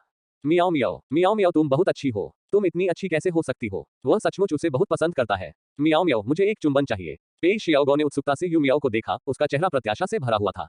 यू मियाओ को उसकी निगाहों से नरमी महसूस हुई, इसलिए उसने उसे चूमा और उसके बालों को कई बार सहलाया, फिर उस चिपचिपे आदमी को दूर धकेल दिया। आलस करना बंद करो और नहा लो। क्या तुम मेरे साथ सोना नहीं चाहते? अब तुम बहुत ठंडे हो गए हो। मैं अब तुम्हें गले नहीं लगाना चाहता। यू मियाओ की यह बात सुनकर पेई जुआन तुरंत बिस्तर से उठ गया। यू मियाओ के गीले पजामे को देखकर पेई जुआन की आंखें भारी हो गईं। मियाओ मियाओ, क्या अब तुम्हें ठंड लग रही है? क्या हम साथ में स्नान करने चले? #13 अध्याय 13 गुस्सैल बॉस का पारिवारिक डॉक्टर 13। यू मियाओ ने कुछ नहीं कहा, बस उस पर एक तकिया फेंक दिया। सुगंधित तकिया से चेहरे पर चोट लगने के बाद पेई जुआन की अभिव्यक्ति और भी अधिक उत्तेजित हो गई। खुशकिस्मती से उसका चेहरा बेहद खूबसूरत है और उसमें कोई बेजान कोना नहीं है। यू मियाओ सोच भी नहीं सकता था कि अगर वह साधारण दिखता तो कितना बदहाल दिखता। मियाओ मियाओ, मेरा तुम्हारा फायदा उठाने का कोई इरादा नहीं है, बस मैं थोड़ा डरा हुआ हूँ। मैं अकेला नहीं रहना चाहता। वह इतनी दयनीयता से बोला कि यू मियाओ एक पल के लिए समझ ही नहीं पाया कि वह ईमानदार था या सिर्फ दिखावा कर रहा था। मुझे याद है कि वहाँ एक कमरा था जिसके बाथरूम का दरवाजा कांच का था। अगर मैं मियाओ मियाओ की आकृति देख पाता तो मुझे डर नहीं लगता। यू मियाओ, आखिरी तकिया भी पेई जुआन के चेहरे पर फेंक दिया गया। यू मियाओ शर्मिंदा और नाराज थी और उसका सुंदर चेहरा पहले से ही लाल हो गया था। अगर हमें इस तरह देखा जा रहा है तो हमें एक साथ स्नान कर लेना चाहिए। यह आदमी सचमुच असाधारण हो जाता है जब वह मांस खाना शुरू करता है। अल्पविराम अल्पविराम अल्पविराम अल्पविराम। जब वह बाथरूम से बाहर आई तो यू मियाओ के पैर पहले से ही कमजोर थे। बिस्तर पर लेटी हुई, अपना शर्मीला चेहरा तकिए में छिपाए, यू मियाओ इतनी शर्मिंदा और गुस्से में थी कि वह किसी से मिलना नहीं चाहती थी। यू मियाओ को तो याद ही नहीं था कि उसे कैसे धोखे से बाथरूम में ले जाया गया था। उसे बस इतना पता था कि उस कमीने ने उसका फायदा उठाया था। हालांकि पेई जुबान, जिसने बस थोड़ा सा स्वाद चखा था, बिल्कुल भी संतुष्ट नहीं था। उसका गर्म शरीर यू मियाओ से सट गया और उसका तापमान लगातार यू मियाओ तक पहुंच रहा था। मियाओ मियाओ, मुझे एक चुंबन चाहिए। यू मियाओ की सहमति की प्रतीक्षा किए बिना पेई जुबान ने उसे बिस्तर से उठाया, उसे पीठ के बल लेटा दिया और उसे चूमने के लिए झुक गया। चिपचिपा और गर्म चुंबन के साथ भारी सांसें भी चल रही थी और यू मियाओ को ऐसा महसूस हो रहा था जैसे उसका पूरा शरीर आग की लपटों में जल रहा हो। उसकी खूबसूरत आंखें आंसुओं से भरी थी और उसकी अंबर आंखें पेई जुबान को भयंकर रूप से घूर रही थी, जिससे वह और भी उत्साहित हो गया। आज की रात बहुत लंबी होती जा रही है। अल्पविराम अल्पविराम अल्पविराम अल्पविराम। अगले दिन गृहस्वामी जल्दी उठ गया और अपने युवा स्वामी की हालत के बारे में चिंता करते हुए रसोई में खाना तैयार करने का आदेश दिया। हर बार जब तूफान आता है तो उसके युवा मालिक की मानसिक स्थिति बहुत खराब हो जाती है और उसे धीरे धीरे समायोजित होने में कई दिन लग जाते हैं। लेकिन खाना न खाना कोई विकल्प नहीं है। यदि आप खाना नहीं खाएंगे तो आपका शरीर खराब हो जाएगा। वह दबे पांव ऊपर गया और घर की नौकरानी ने दरवाजा खटखटाया। मैंने सोचा था कि इस बार भी अतीत जैसा ही होगा और दरवाजा खुलने में बहुत समय लगेगा, लेकिन कुछ ही सेकंड में दरवाजा खुल गया। केवल पेई जुआन के शरीर पर निशानों को देखकर, हालांकि बटलर पहले से ही बूढ़ा था, फिर भी उसका चेहरा लाल हो गया। क्या बात क्या बात, ये देखकर कि उसका युवा स्वामी नींद में था और मानो उसकी नींद में खलल पड़ गया था, बटलर तुरंत समझ गया। कल रात शायद बहुत तेज गर्मी रही होगी, इसलिए मैं बहुत देर तक बिस्तर पर नहीं गया। वह समझता है, वह सब कुछ समझता है। गृहस्वामी को जब पता चला कि उसका युवा स्वामी न केवल ऊर्जा से भरपूर है, बल्कि तूफान के बाद अब वह सुस्त भी नहीं है, तो वह खुशी से लगभग रो पड़ा। यह पारिवारिक डॉक्टर सचमुच सही है। यद्यपि उपचार पद्धति पहले से थोड़ी भिन्न है, फिर भी यह कारगर है। गृहस्वामी की आंखें आंसुओं से भर गईं और उसने भी पेई जुआन की नकल करते हुए फुसफुसाया, मालिक नाश्ता तैयार है, नीचे आइए और खा लीजिए। पेई जुआन ने सिर हिलाया, घूमा और वापस बिस्तर पर चला गया। यद्यपि शोर बहुत अधिक नहीं था, फिर भी बटलर ने युवा मालिक की बात सुन ली और फिर उसके चेहरे पर जोरदार थप्पड़ पड़ा और कर्कश स्वर में, बाहर निकल जाओ, कहा गया। गृहस्वामी, उसे युवा लोगों के मामलों की कोई परवाह नहीं है। ये सोचकर बटलर जल्दी से वहां से खिसक गया। 10 मिनट बाद पेई जुआन नीचे चला गया, शायद इसलिए कि उसके युवा मालिक की त्वचा गोरी थी। बटलर ने देखा कि थप्पड़ का निशान काफी स्पष्ट था और वह कुछ और नजरें डालने से खुद को रोक नहीं सका। और जैसे ही उसने ये देखा, वो पकड़ा गया। अंकल ली, आप क्या देख रहे हैं? नहीं, मैंने कुछ नहीं देखा। मास्टर, क्या मिस यू आपके साथ नीचे नहीं आई? वह अभी भी सो रही है। मैं उसके लिए कुछ खाने का सामान लाती हूँ। बेशक मुझे ऐसा करना चाहिए। क्या तुम नीचे उतरने के लिए बहुत थक गए हो? उसका जवान मालिक सचमुच बहुत खतरनाक है। हालांकि यहाँ चीजें गर्मजोशी और प्रेमपूर्ण हैं, लेकिन मो शियाओ के पक्ष में चीजें बहुत अधिक कठिन है, क्योंकि उसके माता पिता और भाई उसे ढूंढने आए थे। क्योटो इतना बड़ा है कि उनके लिए मो शियाओ को ढूंढना आसान नहीं है। लेकिन मो शियाओ को किसने कहा कि यहाँ आने के बाद वह खुद को गलत महसूस करे और अपने दोस्तों की सूची के साथ स्थान भी पोस्ट करे? क्या यह नहीं मिला? ठीक है, आपके पास होटल में रहने के लिए पैसे हैं, लेकिन अपने परिवार के लिए पैसे नहीं है। मो शियाओ को ऐशो आराम की जिंदगी जीने की आदत थी। हालांकि अब वो मुश्किल हालात में थी, पर उसे खुद के साथ अच्छा व्यवहार करने की आदत थी, इसलिए वो जिस जगह पर रहती थी वो बुरी नहीं थी। एक रात के लिए कमरे का किराया जानने के बाद उसकी माँ का चेहरा गुस्से से लाल हो गया। तुम कुतिया हो, क्या पैसा न होने का यही मतलब है? तुम निर्दयी हो। तुमने अपने भाई की शादी के उपहार के लिए भी पर्याप्त पैसा नहीं बचाया है, और फिर भी तुम इस तरह पैसा खर्च कर रहे हो। क्या तुम्हें लगता है कि मैं ऐसा चाहती हूँ? क्या इसलिए नहीं कि तुम गरीब हो और तुमने मेरे लिए बीजिंग में घर नहीं खरीदा? मो शियाओ को खुद भी डैक हो रहा था। अगर बीजिंग में मेरा घर होता तो मुझे ऐसी जगह पर रहने की क्या जरूरत होती? अपने पिछले जीवन में उसके पास कई विला थे जो सभी बहुत विशाल और सुंदर थे। अब वह स्पष्टतः बहुत दुखी महसूस कर रही है। मो शियाओ ने अपने माता पिता के गरीब होने की शिकायत करने के लिए अभी अपना मुंह खोला ही था कि उसके पिता ने उसे थप्पड़ मार दिया। वृद्ध लोगों में ज्यादा योग्यता नहीं होती, लेकिन उनमें आत्मसम्मान बहुत मजबूत होता है। भले ही उसके पास वास्तव में पैसे नहीं थे, फिर भी वह व्यक्तिगत रूप से उजागर नहीं होना चाहता था। ये बताने की आवश्यकता नहीं है कि जिस व्यक्ति ने यह मामला उठाया वह उनकी धन हानि से ग्रस्त बेटी थी। मो जियाओ, क्या तुम बहुत ज्यादा स्वतंत्र हो गए हो? कई सालों तक पढ़ाई करने के बाद तुम अपने माता पिता को भी नीची नजर से नहीं देखते। हमारे पास भले ही पैसा न हो, लेकिन ऐसे बहुत से लोग हैं जो हमसे भी ज्यादा गरीब हैं। तुम तो पहले से ही बहुत खुश हो, तो फिर इतने कृतघ्न क्यों हो? छोड़ो इसे, मुझे लगता है कि तुम्हें पढ़ाई छोड़ देनी चाहिए और हमारे साथ अपने गृहनगर वापस आ जाना चाहिए। वह व्यक्ति 180,000 युआन का सगाई का उपहार देने को तैयार है। इस पैसे का इस्तेमाल आपके भाई की शादी के लिए किया जाएगा। जब मो शियाओ ने वह फोटो देखी जो उसकी मां ने उसे दिखाई थी, तो उसने महसूस किया कि उसका खून तेजी से दौड़ रहा है, लगभग उसके सिर से बाहर निकलने वाला है। उसने कभी नहीं सोचा था कि पेई जुआन से दूर इस जीवन में वह वास्तव में इतने बदसूरत और छोटे कद के बूढ़े आदमी से शादी करेगी। नहीं, मुझे यह नहीं चाहिए। मो शियाओ ने अपने माता पिता का ध्यान झटक दिया और अपनी चीजें लेने का समय निकाले बिना ही पागलों की तरह बाहर भाग गई। वह जूनिंग को ढूंढना चाहती है, वह जूनिंग से शादी करना चाहती है। हालांकि उनके बीच अभी अभी झगड़ा हुआ था, लेकिन उसे ऐसे आदमी से शादी करने के बजाय जूनिंग से शादी कर लेनी चाहिए थी। कम से कम जूनिंग अमीर है, सुंदर है और दूसरी पीढ़ी का अमीर है। उसका अनुसरण करने पर मेरे पास खर्च करने के लिए पैसे की कभी कमी नहीं होगी। हालांकि जब मो जियाओ ने जूनिंग के घर का दरवाजा खोला तो उसने उसे एक अजीब महिला के साथ प्यार करते देखा। मो जियाओ दंग रह गया। जब तक वह होश में आई, जूनिंग ने उस महिला को फाड़ने के लिए उसे जोरदार थप्पड़ मार दिया था। जूनिंग को महिला को गले लगाते और उसका हालचाल पूछते देख मो जियाओ फूट फूट कर रोने लगी। उसने उम्मीद नहीं की थी कि जूनिंग उससे प्यार नहीं करती। ये स्पष्ट था कि उसके पिछले जीवन में जो उससे सबसे अधिक प्यार करता था वह जूनिंग था, क्योंकि जूनिंग अक्सर उसे बताता था कि वह उसकी कितनी परवाह करता है और वह उसके बिना नहीं रह सकता। क्या ये सब उसके लिए झूठ था? तो फिर उसे ढूंढने के लिए पेई जुआन को छोड़ने का क्या मतलब था? 14 अध्याय 14 गुस्सेल बॉस का पारिवारिक डॉक्टर 14। खींची जा रही महिला वही अमीर महिला थी जिसके साथ जूनिंग ने हाल ही में संबंध बनाए थे। वह बहुत उदार थी और मो शियाओ जैसी बेवकूफ औरत की वजह से वह अपने बॉस की उपेक्षा नहीं करेगा। मो जियाओ, क्या तुम इतने पागल हो? अगर यह बात ना होती कि तुम और मैं एक ही गृहनगर से हैं, तो क्या तुम्हें लगता है कि मैं तुम्हें अपने साथ रखूंगा? जाओ जाओ, अभी मेरे घर से निकल जाओ। जियोनिंग, वह कौन है? वह अभी यहाँ आई है, क्या वह तुम्हारी प्रेमिका हो सकती है? चेंग चेंग, तुम क्या अनुमान लगा रहे हो? वो तो मेरी ही गांव वाली है, देहात से। मैंने उसके साथ थोड़ा अच्छा व्यवहार किया और उसे लगा कि मैं उसे पसंद करता हूँ, इसलिए वो मुझे परेशान करने लगी। तुम्हें अंदाजा भी नहीं है कि मैं कितना परेशान करने वाला हूँ। तो बात ऐसी है जियाओनिंग, तुम बहुत दयनीय हो। सुंदर होना वाकई एक मुसीबत है। क्या तुम्हें उससे छुटकारा पाने के लिए अपनी बहन की मदद की जरूरत है? पागल मो शियाओ को देखने के बाद भी जूनिंग ने मना कर दिया। आखिरकार वे एक दूसरे को पहले से जानते थे और जूनिंग चीजों को बहुत ज्यादा बढ़ाना नहीं चाहती थी। अमीर महिला को बहला फुसलाकर दूर ले जाने के बाद जूनिंग ने मो शियाओशियाओ से कहा, जल्दी करो और चले जाओ। मेरे पास अभी तुम्हारे साथ खेलने का समय नहीं है। आपका क्या मतलब है? उस महिला ने अभी अभी कहा कि जब तक मैं उसके साथ हूँ वह मुझे एक अपार्टमेंट देगी। आप जानते हैं कि क्योटो में घर क्या दर्शाता है ना? जूनिंग ने लापरवाही से एक सिगरेट जलाए और आलस से कहा, जब तक मैं उसके साथ हूँ घर और कार कोई समस्या नहीं है। तो कृपया जल्दी से चले जाइए और मेरे उज्जवल भविष्य को बाधित मत कीजिए। जूनिंग के शब्दों ने मो जियाओ को पूरी तरह से स्तब्ध कर दिया था। वह टूट गई और बोली, क्या आप दूसरी पीढ़ी के अमीर नहीं है? आपके पास पहले से ही एक घर और एक कार है, आप उसके द्वारा एक देने का इंतजार क्यों कर रहे हैं? जूनिंग अविश्वास से बोली, मैं तो मजाक कर रही थी। तुम्हें सच में यकीन नहीं हुआ है ना? मुझे अमीर माता पिता मिलना अच्छा लगेगा, लेकिन दुर्भाग्यवश मेरे माता पिता बहुत पहले ही मर चुके हैं और मैं अनाथ हूँ। तो तुमने मुझसे झूठ बोला। मो जियाओ बेहोश हो गई। धोखा देने या न देने के बारे में बात करने का क्या मतलब है? ये स्पष्ट रूप से आपसी सहमति का मामला है। जूनिंग के सुंदर चेहरे को देखकर मो जियाओ को चक्कर और चकाचौंध महसूस हुई और दूसरे का चेहरा धीरे धीरे एक क्रूर राक्षस में बदल गया। उसके चेहरे पर आंसू थे और मो शियाओ दर्द से चिल्ला रही थी। आखिर उसने क्या किया था? उसने ऐसे कमीने के लिए पेई जुवान को छोड़ दिया था। क्या पिछले जन्म में भी उसने उससे पैसे मांगे थे? मो शियाओ ने इसके बारे में ध्यान से सोचा और पाया कि जूनिंग से मिलने के बाद उसने उसे काफी दिए थे। उस समय गृहस्वामी ने उसे चेतावनी दी थी कि जूनिंग एक अच्छा व्यक्ति नहीं है, लेकिन उसने इस पर विश्वास नहीं किया। पता चला कि उसने सब कुछ जानबूझकर किया था। उसने जानबूझकर उसे धोखा दिया और उसे पेई जुबान से अलग कर दिया। उन्हें किस तरह की शिकायत है कि जूनिंग उसे इस तरह नुकसान पहुंचाएगी? मो शियाओ अपनी खूबसूरती की वजह से ही नायिका बन पाई है। वो वाकई एक बेहतरीन छोटी सी सफेद फूल है। इस वक्त जब वो रोती है तो बहुत दयनीय लगती है। जब जूनिंग ने ये देखा तो वह खुद को नर्म महसूस करने से नहीं रोक सका, इसलिए उसने उसकी मदद करने के लिए हाथ बढ़ाया। ऐसा क्यों ना हो, मैं तुम्हें ब्रेकअप फीस के तौर पर 10,000 युआन दूं। मुझे पता है कि तुम्हारे पास इन दिनों पैसों की काफी कमी है।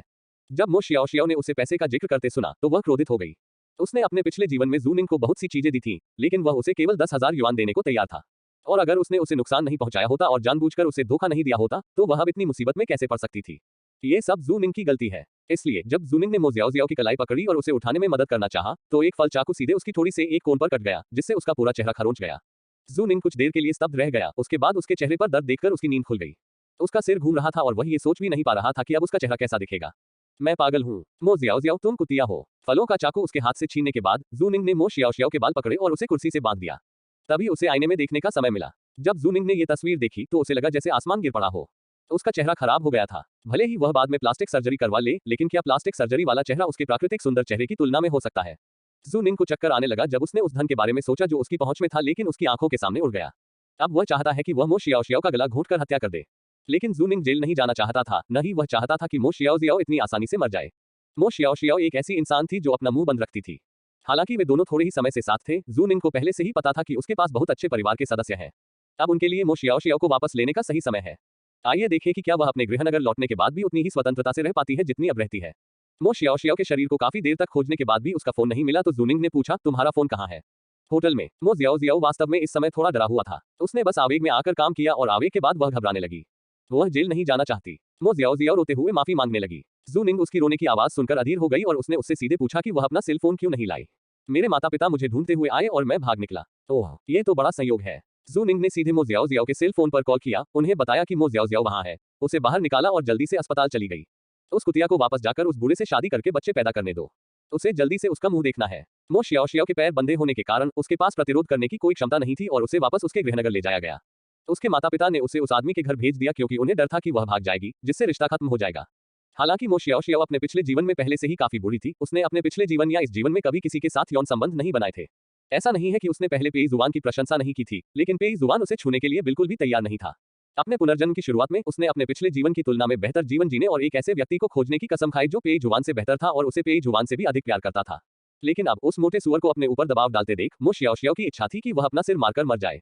मो शियाओ को समझ नहीं आया, अगर उसके पुनर्जन्म का एकमात्र उद्देश्य ये यातनाएं सहना ही था तो उसे पुनर्जन्म क्यों लेना पड़ा। यू मियाओ जो दूर क्योटो में था, उसे इस सब के बारे में कुछ भी पता नहीं था। जब चिपचिपी गर्मी की छुट्टियां समाप्त हुई और स्कूल शुरू हुआ, तब यू मियाओ को याद आया कि मो शियाओ लंबे समय से तरोताजा नहीं हुई थी। जब उसने जांच की तो वह आश्चर्यचकित रह गई। मो शियाओ ने वास्तव में स्कूल छोड़ दिया और शादी करने के लिए अपने गृहनगर लौट आई। शादी के प्रमाण पत्र पर चोट के निशान वाले चेहरे को देखकर, जिसे मोटा फाउंडेशन भी नहीं ढक पा रहा था, यू मियाओ को एक पल के लिए समझ नहीं आया कि क्या कहे। हर किसी के अपने अपने परिणाम होते हैं, लेकिन इस बार उसे अंततः वह स्वतंत्रता दी जाएगी जो वह चाहती है। और यू मियाओ की भी अपनी परेशानियां हैं। पेई जुबान स्नातक होते ही शादी करना चाहती थी, लेकिन यू मियाओ ऐसा नहीं चाहती थी। ये लड़का तो अब काफी चिपकू हो गया है। अगर हम सच में शादी कर लें तो क्या ये मुझे अपनी जेब में रखकर नहीं घुमाएगा? इसके अलावा ये लड़का इतना ऊर्जावान था कि वह अक्सर उसे बिस्तर से उठने में असमर्थ बना देता था। वह अब इस कमीने को बर्दाश्त नहीं करना चाहती। #15 अध्याय 15 गुस्सैल बॉस का पारिवारिक डॉक्टर 15।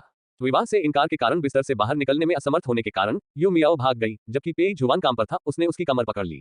वह इन दिनों हर रात पार्टी कर रही है और भले ही वह जवान और मजबूत है, लेकिन अब वह इसे बर्दाश्त नहीं कर सकती। अब समय आ गया है कि उस व्यक्ति को कुछ समय के लिए सेक्स से दूर रहने दिया जाए। जब पेई जुवान शाम को काम से घर लौटा और उसने यू मियाओ को नहीं देखा, तो उसने इसे दिल पर नहीं लिया। यू मियाओ ने उसे कोई संदेश नहीं भेजा, संभवतः इसलिए क्योंकि उसे स्कूल के कामों में देरी हो गई थी। लेकिन जब उसने इंतजार किया और इंतजार किया लेकिन कोई वापस नहीं आया, तो पेई जुवान अंततः घबरा गया। जब उन्होंने यू मियाओ को फोन किया और फोन की टोन बंद मिली तो घबराहट चरम पर पहुंच गई। वो बिना कुछ कहे क्यों चली गई? क्या अब वो मुझे पसंद नहीं करती? जब घर के नौकर ने शोर सुना और जांच करने के लिए बाहर आया, तो उसने देखा कि फर्श पर टूटे हुए चीनी मिट्टी के कटोरे बिखरे पड़े थे और पेई जुवान अपने कपड़ों से पूरी तरह गंदे होकर जमीन पर बैठा था। मालिक, मास्टर, आपको क्या हुआ है? अंकल ली, मियाओ मियाओ गायब है। वह भी चली गई है। अपने युवा मालिक की लाल आंखें और कमजोर रूप देखकर गृहस्वामी ने तुरंत उन्हें दिलासा दिया, नहीं, युवा मालिक, मिस यू आपको इतना पसंद करती है, वह क्यों छोड़ देगी? उसकी चीजें अभी भी यहीं हैं। शायद उसमें कुछ गड़बड़ है। मालिक, चिंता मत करो, मैं अभी किसी को ढूंढ कर पूछता हूँ। पेई जुवान को बैठने में मदद करने के बाद गृहस्वामी तुरंत जांच करने गया और परिणामों ने उसे राहत महसूस कराई। मास्टर जी, मिस यू अभी एक सेमिनार में भाग लेने के लिए अगले शहर गई हैं और कुछ दिनों में वापस आ जाएंगी। लेकिन उसने मुझे बताया क्यों नहीं? पेई जुवान अभी भी उसे जाने नहीं दे पा रही थी। ऐसा नहीं है कि वह अगले ही पल मर जाएगा, तो फिर उसके पास उसे संदेश भेजने का समय भी कैसे नहीं था? क्या वह नाराज है? क्या उसे लगता है कि वह बहुत ज्यादा चिपकता है और अब उसे नहीं चाहता? इस समय यू मियाओ, जो एक व्यस्त दिन के बाद थक गई थी, हौंट रही थी और कांपते हाथों से खाना खाने लगी। उसे इतनी व्यस्तता की उम्मीद नहीं थी। वह पेई जुवान को बताना चाहती थी, लेकिन उसके पास बिल्कुल भी समय नहीं था। मुझे नहीं पता कि उस आदमी के मन में कोई पागलपन भरा विचार होगा या नहीं।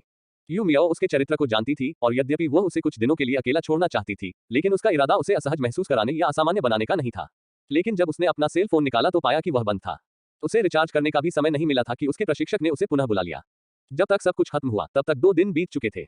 इन 2 दिनों के दौरान यू मियाओ के पास अपने फोन को छूने का बिल्कुल भी समय नहीं था, यहाँ तक कि उसे खाने और सोने के लिए भी समय निकालना पड़ा। इतने दिनों से कोई खबर नहीं मिली, वह ठीक होंगे, है ना? असहाय होकर आह भरते हुए यू मियाओ ने अपने बैग से चार्जर निकाला और उसे प्लग इन कर दिया। जैसे ही उसने अपना फोन चालू किया, उसने अनगिनत मिस्ड कॉल देखी। ये सभी अकेले पेई जुवान से आए थे। यह आदमी शायद पागल हो रहा है। यू मियाओ ने अपराधबोध से पेई जुवान का नंबर डायल किया, लेकिन कॉल कनेक्ट नहीं हुई। क्या हो रहा है? तुम फोन क्यों नहीं उठा रहे हो? क्या हो रहा है? आप किसे बुला रहे हैं? अचानक मेरे सामने एक व्यक्ति प्रकट हुआ। वह एक वरिष्ठ भाई था, जिसे मैं ज्यादा नहीं जानता था। यू मियाओ उससे ज्यादा कुछ नहीं कहना चाहती थी, इसलिए उसने सहजता से कहा, कोई नहीं, बस एक दोस्त हूँ। भाई, कुछ गड़बड़ है क्या? प्रशिक्षक ने कहा है कि हम सबको आज रात को इकट्ठा होना चाहिए। मैं आकर तुम्हें बुला लूंगा। वे दोनों बेकार की बातें कर रहे थे। उन्हें इस बात का बिल्कुल भी पता नहीं था कि सामने वाली इमारत से कोई उन्हें देख रहा है। तारांकन, जब मैं फिर से जागा तो मैं पूरी तरह से अपरिचित वातावरण में था। अपने नीचे बिस्तर को छूते हुए, जो थोड़ा बड़ा और बहुत नरम था, यू मियाओ खुद को असहाय महसूस करने से नहीं रोक सकी। वह पहले से ही जानती थी कि इसके लिए कौन जिम्मेदार है। आखिरकार उस व्यक्ति का आपराधिक रिकॉर्ड था। यू मियाओ ने आह भरी और कांपने से खुद को नहीं रोक सकी। जब उसने नीचे देखा तो उसे एहसास हुआ कि उसके मूल कपड़े बदल दिए गए थे और उसने केवल एक धुंधली पोशाक पहन रखी थी जो कुछ भी नहीं ढक पा रही थी। यू मियाओ, क्या तुम जाग रहे हो? अचानक आवाज आने पर यू मियाओ को एहसास हुआ कि कमरे में वो अकेली नहीं थी। पेई जुवान बिस्तर के पास छाया में न जाने कब से खड़ा था, मानो वो उसे बहुत देर से देख रहा हो। यू मियाओ, इस आदमी को पहले से ही पुरुष भूत की भूमिका निभाने के लिए दल में शामिल किया जा सकता है। तुम तो पूरे समय यहीं थे, अब क्यों बात कर रहे हो? क्या तुमने अब तक मुझसे संपर्क नहीं किया? पेई जुवान ने उसे गंभीरता से देखा। उसके स्वर में कड़वाहट थी। स्पष्ट रूप से तुम्हारे पास अभी भी दूसरों के साथ फ्लर्ट करने का समय है। लेकिन तुम सही हो, मैं तो बस एक मामूली दोस्त हूँ। ये स्वाभाविक है कि तुम्हें मुझसे संपर्क करना याद नहीं रहता। यू मियाओ, तुम ऐसा कैसे कर सकते हो? तुमने तो कहा था कि तुम मुझे कभी नहीं छोड़ोगे, फिर तुम किसी और से प्यार कैसे कर सकते हो? मुझे तुम्हें पहले ही बंद कर देना चाहिए था ताकि तुम बिस्तर पर रहने के अलावा कहीं और न जा सको। पेई जुवान को झुककर उसके करीब आते हुए गालियां देते हुए देखकर यू मियाओ खुद को रोक नहीं सकी, इसलिए उसने उसका चेहरा पकड़ लिया और उसे चूम लिया। यू मियाओ की आंखें सितारों से भर गईं। मेरी प्यारी, तुम बहुत खूबसूरत हो। पेई जुवान, ये सिर्फ एक चुंबन था, लेकिन पेई जुवान का चेहरा जल्दी से लाल हो गया, लेकिन वह पहले की तरह आसानी से मोहित नहीं हुआ। ऐसा मत सोचो कि तुम इस तरह से बच निकलोगे। हालांकि उसकी बात पूरी होने से पहले ही यू मियाओ उसे बिस्तर पर घसीट चुकी थी। यू मियाओ आधी उसके ऊपर थी, उसकी नंगी गोरी टांगे उस पर लटकी हुई थी। मैं बहाने नहीं बना रही। पेई जुवान के लाल कान के सिरे को काटते हुए यू मियाओ खिलखिलाकर हंसी। उसकी आवाज मीठी और मोहक थी। मैं तुम्हारे द्वारा मुझे दंड दिए जाने का इंतजार कर रहा हूँ। जैसे ही उसने बोलना समाप्त किया, यू मियाओ का हाथ पहले ही बेईमानी से पेई जुवान के कब्जों में घुस गया था। पेई जुवान, जिसका चेहरा अभी तक उदास था और ऐसा लग रहा था जैसे वह दुनिया को उड़ा देना चाहता हो, अब पूरी तरह से लाल हो गया था। वह बिस्तर पर लाल चेहरे के साथ लेटा हुआ था, मानो कोई युवा लड़का पहली बार प्यार का अनुभव कर रहा हो, और ऐसा लग रहा था जैसे उसे पता ही नहीं था कि कैसे प्रतिक्रिया करनी है। रुको, मैंने अभी बोलना खत्म नहीं किया है। यू मियाओ के कंधों को दोनों हाथों से कसकर पकड़ते हुए पेई जुवान उसे दूर धकेलना चाहता था, लेकिन वह उसे दूर धकेलने में असमर्थ था। इसके अलावा धुंध की यह पतली परत किसी भी चीज को ढक नहीं पा रही थी। पेई जुवान को ऐसा लग रहा था जैसे उसका पूरा शरीर जल रहा हो और उसकी समझदारी लगभग गायब हो गई हो। नहीं, मियाओ मियाओ, अभी नहीं। क्यों नहीं? क्या अब मैं तुम्हें पसंद नहीं हूँ? यू मियाओ ने जानबूझकर ऐसा कहा और पेई जुवान को चूमा। जिस तरह से उसने हिचकिचाहट दिखाए और मना कर दिया, उससे वह एक गरीब विद्वान की तरह लग रहा था, जिसे एक महिला राक्षस द्वारा बहकाया जा रहा था। जब यू मियाओ अपने पेट की मांसपेशियों को छू रही थी तो उसने हल्की सिसकियों की आवाज सुनी। उसने भयभीत होकर ऊपर देखा तो पाया कि यह पेई जुवान थी जो रो रही थी। एक सुंदर आदमी का रोना सुंदर भी होता है और प्यारा भी।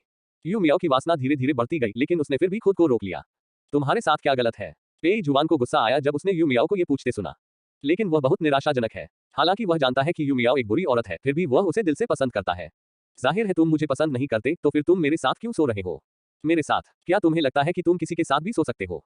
तुम ऐसा कैसे कर सकते हो? तुम तो बस मुझे पसंद कर सकते हो।